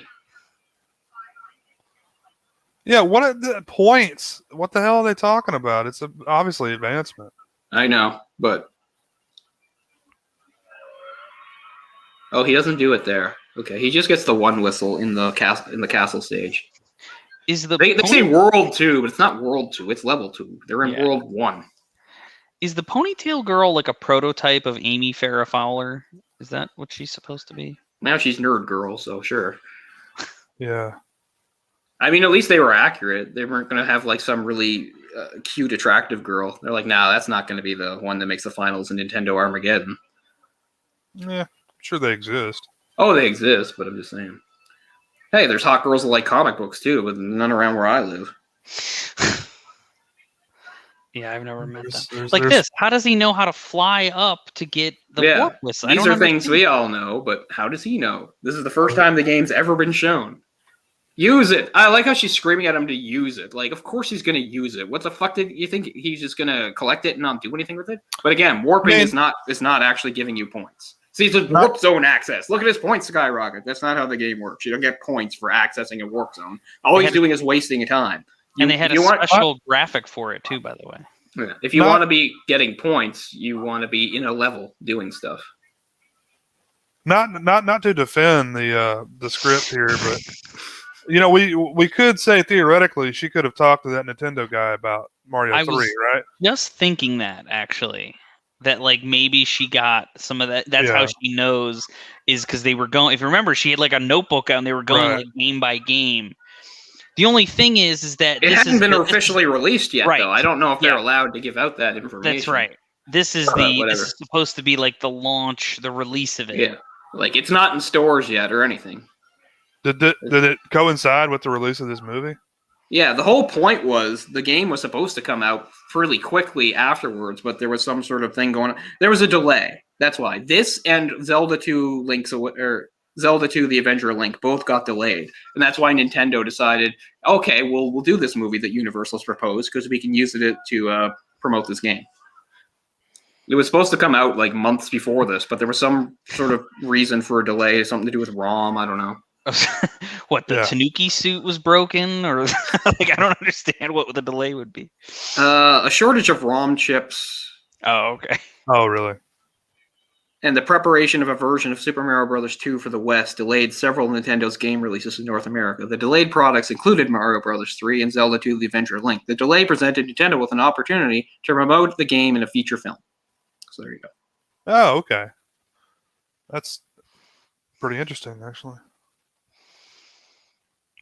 Yep. Oh, did he win? I missed it. He won.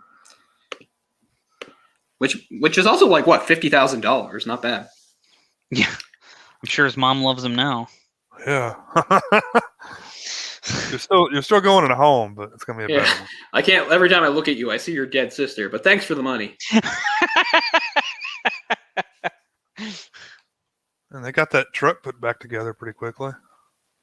Now, finally, we realize why he wanted to go to California. The dinosaurs. California. I mean, the makers of this movie know, like, the name of the retrospective is called "The Road to California," like it says right on it. So they're well aware that that was a meme or thing. Oh, Jay's impression of that kid sounds a lot like my impression of Predator 2. Want some candy? That. It's California. Uh-huh. I would have loved this when I was a kid. I was so dinosaur crazy. Yeah. A dinosaur you could like go inside? Oh man. Yeah, James Rolfe, the Angry video Nintendo. game nerd. Yeah. He visited these a while back, did a video on it. Yeah. There was a thing also on the featurette here, included some fans that like, said this was their favorite movie when they're talking about it. We didn't know like this movie had a cult following, and then we got like, fans. They had a couple fans on, and one was really sad because it was this guy saying it was his favorite movie, and that he and his wife. He's the guy probably about our age, probably like mid-30s or something like that, at least at the time. And he said that he and his wife loved the movie, and then they're like, I think their dog. They had like a little kid that died. Their kid died, and then they decided to like go on like a cross-country trip and do the same thing. They brought like a photo of her and put it in here. Oh wow. That's so. I mean, it's easy to. I mean, it's easy. Every movie you can think of, even some of the dumber ones. Like some people have a really strong emotional attachment to them for whatever connection to them for whatever reason. So. I mean, this is not a good movie by any means, but no, it is very, very nostalgia, ridden for me. Like I love everything about it. Yeah, I wish I'd seen it when I was younger. I was probably like 13 or 14, but maybe a little older. But I didn't see it when it first came out anyway. It's all of us when we were a good family. It's just very real. It's very authentic. Like again, it's not good. I'm not sure I would say it's good, but it's earnest somehow. Like it doesn't feel like the comedic bits are not funny, but they're funny because they're not funny. It's got like you said, the realism of like something now wouldn't have, like where they're actually adults are drinking beer and smoking cigarettes and cussing and stuff, and that's realistic. It just kind of feels like the director and the writer and the cast, like everybody was trying. Yeah. It's a little bit like I remember when I saw the remake of Red Dawn, which is terrible, by the way. Don't see that movie. But like it's like nobody told Chris Hemsworth that like he really should just be turning in like a C or a D effort. Like he acts his ass off in that movie. He's actually really, really good in that movie. And it's kind of like I feel like there's a parallel here where it's like everybody here seems to be turning in like a good performance in what is. Why don't you take our boys home, Sam? Sorry, not to interrupt, but that's the significant line. She said, "Why don't you take our boys home, Sam?" Because she's sort of acknowledging them. Yeah. What happened to the dude? Well, that's emotionally draining. Yeah. Guess he had to get back to the set of King of Queens. They never really acknowledge. I like how too, like it kind of undercuts everything that happened. It's like, wow, the video game thing was all a big distraction. All he wanted was to come here for closure. You know, and we made him do all this stuff. It's not like it made him come out of his shell because he won a video game tournament or something. But anyway. Woman vocalizing. Yep, that's what's happening. It's not really understood what happens to her after this. They might as well adopt her, too. Don't send her back to her neglectful parents who still don't know where she is. What is that, some bullshit seatbelt they're wearing? Oh, yeah, it's safe. This movie has so many shots of people either walking or driving down the highway. I mean, it opens with one. And it closes with one. That's good filmmaking, folks.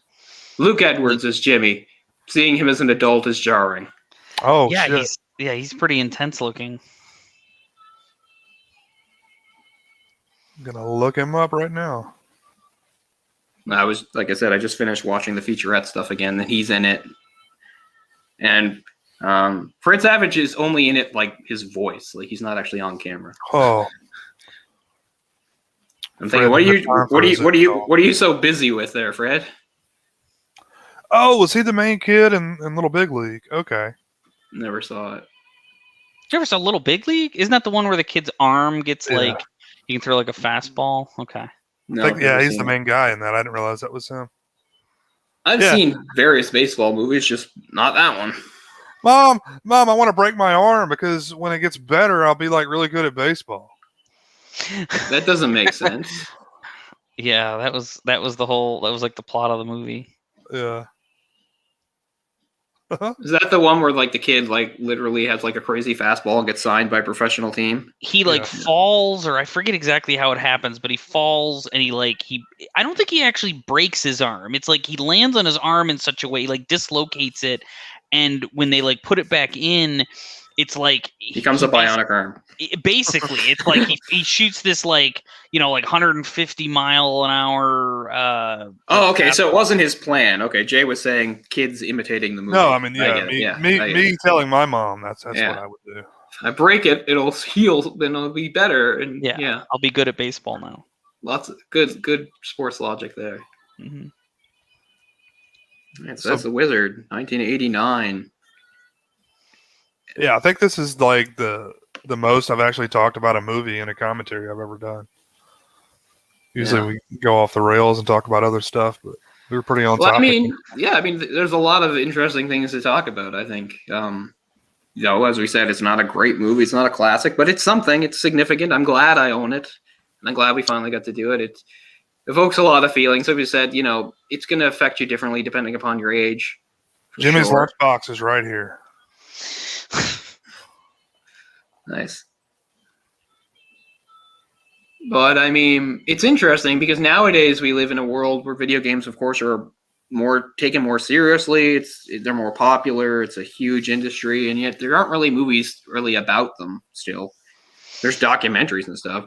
My one film credit, and by the way, it's not on YouTube. I don't know what happened, but when I was like 22, I was I was the lead in like a 15-minute short film, student film, and I was 22, but I was playing a 16-year-old, and the whole point, like pretty much the whole thing is just shot on me sitting on a couch playing like PlayStation 2. And the point is, like, I've got like a mother who you don't see, but she's like off screen, who's yelling at me all the time, and I'm like ignoring her and stuff because I'm so engrossed in video games. So, but I don't know. I don't know who made it or what they did with it, but it's not on YouTube or anything, which is kind of sad. But so that's a movie about video games. But I don't know that they don't make movies about. I mean, think about it. There's all kinds like the whole Resident Evil series, or no, that's what I mean. I mean about video games. I don't mean based on a video game set in the video game world. I mean about people playing video games. You mean like a Tron or something? Yeah, I don't. I mean Tron, I guess. Although again, Tron's not really about games. It's just about computers. Games are part of it. Didn't they play games in Grandma's Boy? Wasn't that like the story in that movie? They were like game developers or game testers or something. Yeah. That's the closest thing I can think of. And that's what I mean. And what's interesting is this, this existed before the more common video game movie came out, which were the ones we talked about, like Resident Evil and stuff like that. But it's interesting that like in the years since, there really haven't been other movies based about somebody playing video games. Probably because it's pretty hard to do. Like this movie has a bizarre plot, and they have to make this whole thing about a big contest and stuff. I mean, it's hard. Well, yeah, I mean, doesn't it have to be a contest if the plot is based around actual gameplay? Because otherwise, it's just people sitting around. Yeah, you need to. Yeah, you need to. There needs to be something driving their interest in what they're doing. But that's another reason why I wanted to do it, because it makes the movie unique and it predates those movies. I mean, hopefully in the future for this channel, we'll do some more live commentaries on movies that are based on video games. And the one I want to do desperately next is pretty much the first. I want to do Super Mario Brothers, the movie. Oh my God, we have to do that. Say that. There's a riff tracks for that too. I'm sure there is. But I think that has to be a priority for when we do another one. If we do that, like we need to have, there needs to be like a pregame portion of the video where we're drinking a little bit, because that movie is. That's one I haven't seen in many years, to tell you the truth. It's been a long time. I forget a lot of it. And by the way, the quality of like actors in that movie is staggering. Dennis Hopper, Samantha Mathis, I love her. Bob Hoskins. And then it's worth the price of admission to me to see 1993 Samantha Mathis talking again about Broken Arrow. She's another reason why I love Broken Arrow. God, I loved her. I agree. But and there's a guy that I don't know that you would. Did you ever see Deadwood? I'm not sure, because I know you're not. I know what it is. It's like an HBO Wild Old West show. Yeah, I know Ian McShane was on it, and Tim Elfman were on it. The guy who plays the priest on Deadwood in the first season, he plays Toad in the Super Mario Brothers movie. And that guy is a fantastic actor. Like the role he plays on Deadwood is just simply beautiful. He also plays a hitman on Justified. But anyway, like again, just the quality of actors in this awful rendition of Super Mario Brothers. It just doesn't make any sense to me. I mean, the directors, I think it had 2 directors. I think it was co-directed. Like they didn't want to make it. They wanted to make some sort of like Blade Runner ripoff. And then they were like, you're doing Mario, and they're like, we're gonna make it a Blade Runner ripoff anyway. It's like, even though that makes no sense, it's like Mario, okay, well, we'll still make it like Cyberpunk, because that's what we want to do, you know. It's like Mario is actually a cyberpunk world, you know, full of weird technology and dark city streets and shit like that, which is pretty funny. I just don't. Hold on a second. I'm actually looking at the cast for that now. Lance Henriksen. I think he was the king. I think he was the princess's father. So he has basically a cameo. Well, Lance Henriksen is in every fucking thing, man. Yeah. Fisher Stevens. That's right. Fisher Stevens from Short Circuit. And was it Early Edition and Lost? Although, spoiler for you, Jay, he's in Lost eventually. I won't talk about it. But yeah, just look at this movie. God. I mean, it was such an unfortunate for it to be the first too, because it really, I mean, to this day, there's not really good video game movies. There's okay ones, but you know. And then there's ones where I'm like, just don't make a movie of it, because what is the point? Like, what would be the point of making a Metal Gear Solid movie? What would be the point of making an Uncharted movie? What is the point of making The Last of Us movie? They're all fine the way they are, and they're much longer. They're already perfectly cast, and they're interactive. Why take that, turn it into 2 hours or less, and turn the characters into approximations? I don't need to see some guy maybe play Nathan Drake. He's right there. He's perfect. I love him. Well, they are doing, I don't know whether maybe you know this, but they're making a Last of Us HBO series, not a movie. I mean, that is a little better, but at the same time, I feel like it's already there. It's in the game. I don't know. And apparently the show that Netflix is making about Resident Evil sounds like it's more in tune with what I always wanted out of Resident Evil, which is not. Well, they're saying that the new Resident Evil movie that they're going to come out combines the plots of 1 and 2, which already sounds like a terrible idea, because that's way too much plot for one movie. Yeah, I don't know. How on earth can you put the plots of 1 and 2 in one movie? It's not, so it's not a movie. It is a series. Is the movie 6 hours long? No, it's a series. It's not a movie. Are you sure it's a series? You're 100% sure it's a series? I would say I'm 99% sure, as you... Because I have not heard the me, series. But I am pretty sure it's a Netflix series. I'm pretty sure. I have not heard that, because I know Netflix is coming out with a series that's like CGI. Let's see. Yes, Netflix is coming out with a CGI series, but they're supposed to be a live-action movie, like a reboot of the series. And they say, "Oh, the first movie is," and it's called like what? It's called like Welcome to Raccoon City. Oh, maybe I was confusing the two things. Maybe there's two different things. The Netflix series is going to be animated. Ah, okay. And there's going to be a movie, supposedly, like it's not 100% yet, but supposedly there's going to be a movie called Welcome to Raccoon City. And the hook there, they say it's going to be closer to the games. It's going to mostly follow the plots of 1 and 2, which sounds impossible. I'm just not sure how you would do unless you treat it like. I don't know. I'll say this: if their idea is to make it more in line with like the games, like more of that kind of like horror B movie kind of thing, I'm willing to give them a little bit of rope. Because I just was never a fan of this like action movie concept that like the Mila Jovovich Oh God, no, I movies hate them. took on. So like at least I think if they tonally try to match what the games were, like, and actually try to make them, a little scary, a little, have that kind of overwrought, freaky plot. Well, I mean, think yeah. I'd be go with willing, it. but I just mean it'd be hard to translate into a movie. I mean, in the game, you're going through mansions and rooms and stuff, which is not particularly entertaining to watch as a movie. Well, no, I mean that they're gonna have to adapt.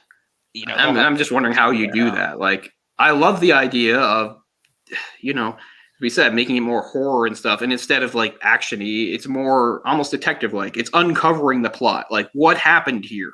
What is Umbrella? What is Umbrella? What are they up to? Who's involved?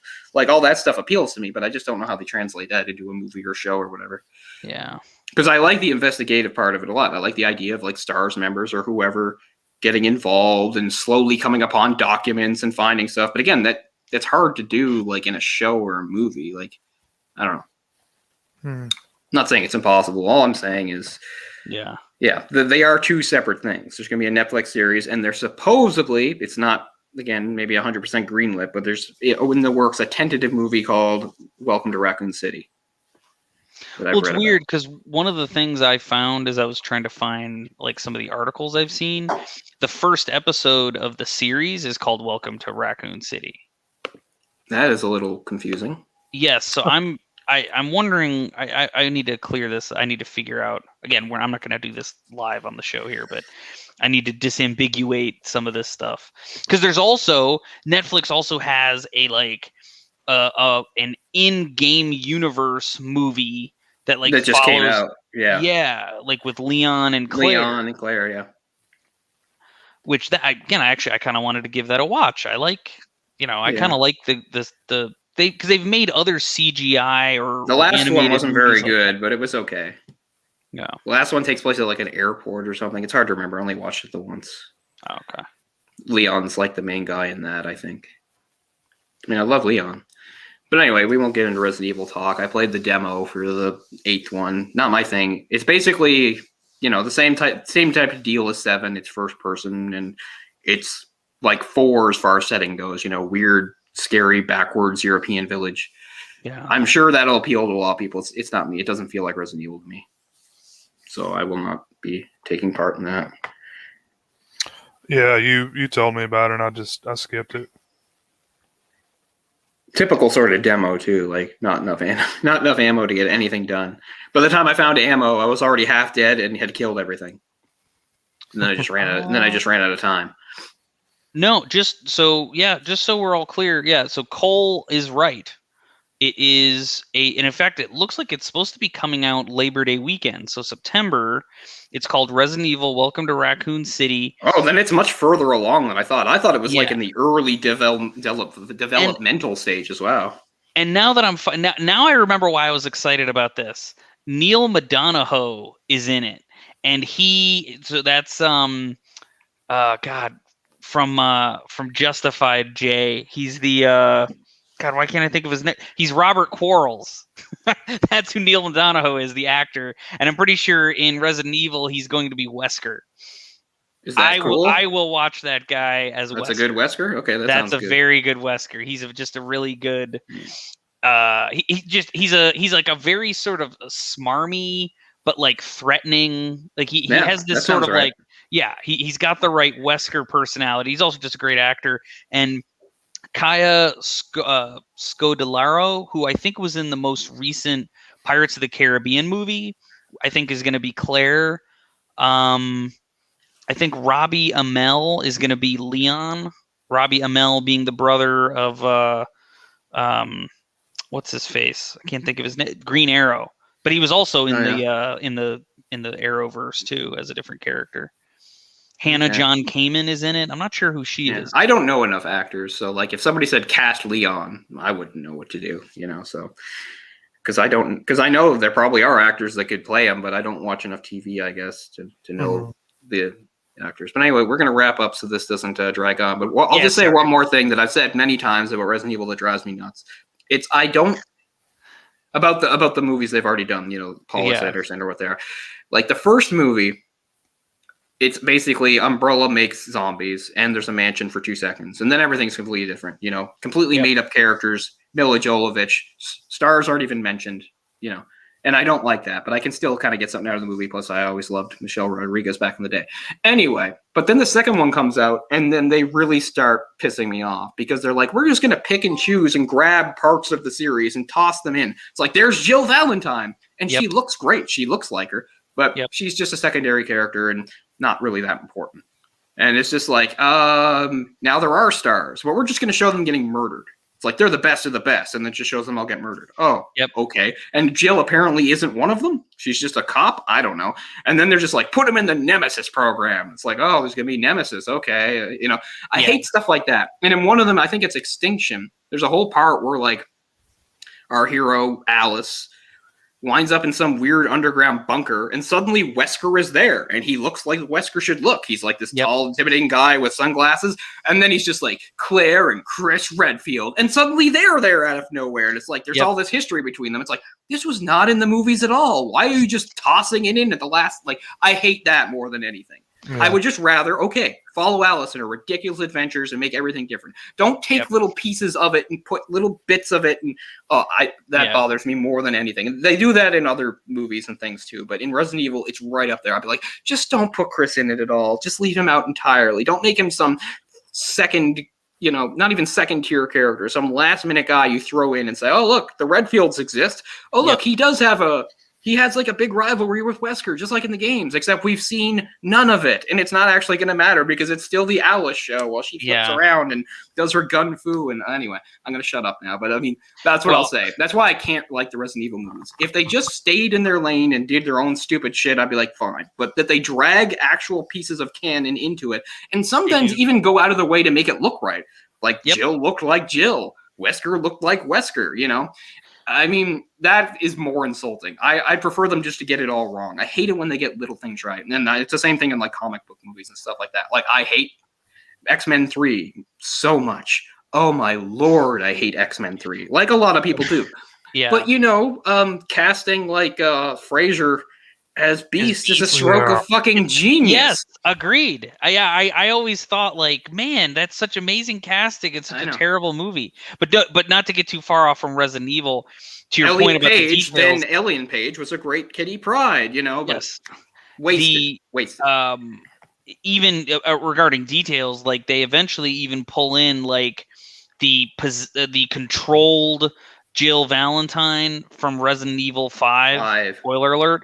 Like she's in the exact same like costume and she's got the thing on her chest. Like they actually do bring her into the movies as well at some point. And like you say, it's frustrating because it's like she looks exactly right. Yeah.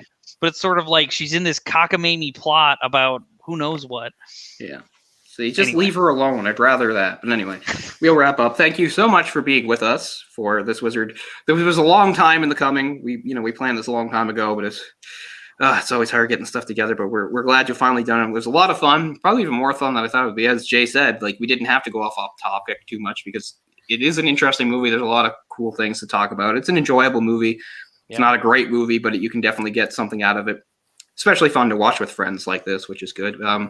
Anyway, obviously we're going to get more content up for this channel, I swear. But if people didn't know, because the channel's been dormant, I did do a playthrough of Mega Man X. If anybody wants to see it, it is on the channel. It's a pretty good playthrough. It's not a speed run or anything done perfectly, but it's a well done, well executed playthrough that I'm quite proud of. So if anybody wants to look at that, I also have a separate little short one showing how to get the secret Hadoken because I did not include it in the original run. So just for the sake of completion, that's on there. I think a lot of people just weren't aware that existed. So maybe if anybody's watching now, they know that it's there if they want to check out. More playthrough stuff is coming up. It's just, I'm such a perfectionist. I really have to work hard on that stuff before I'm willing to do it. And of course, we're going to do some topical actual episodes too. But also in the future, we will do every once in a while something like this. I would dearly love Super Mario Brothers to be the next one. We'll see how that goes. But anyway, thanks so much for being with us in the Final Dungeon from California, and Jay and Eric. Thanks so much. It's great to be back. We'll see y'all again. All right. Game over. Bye-bye.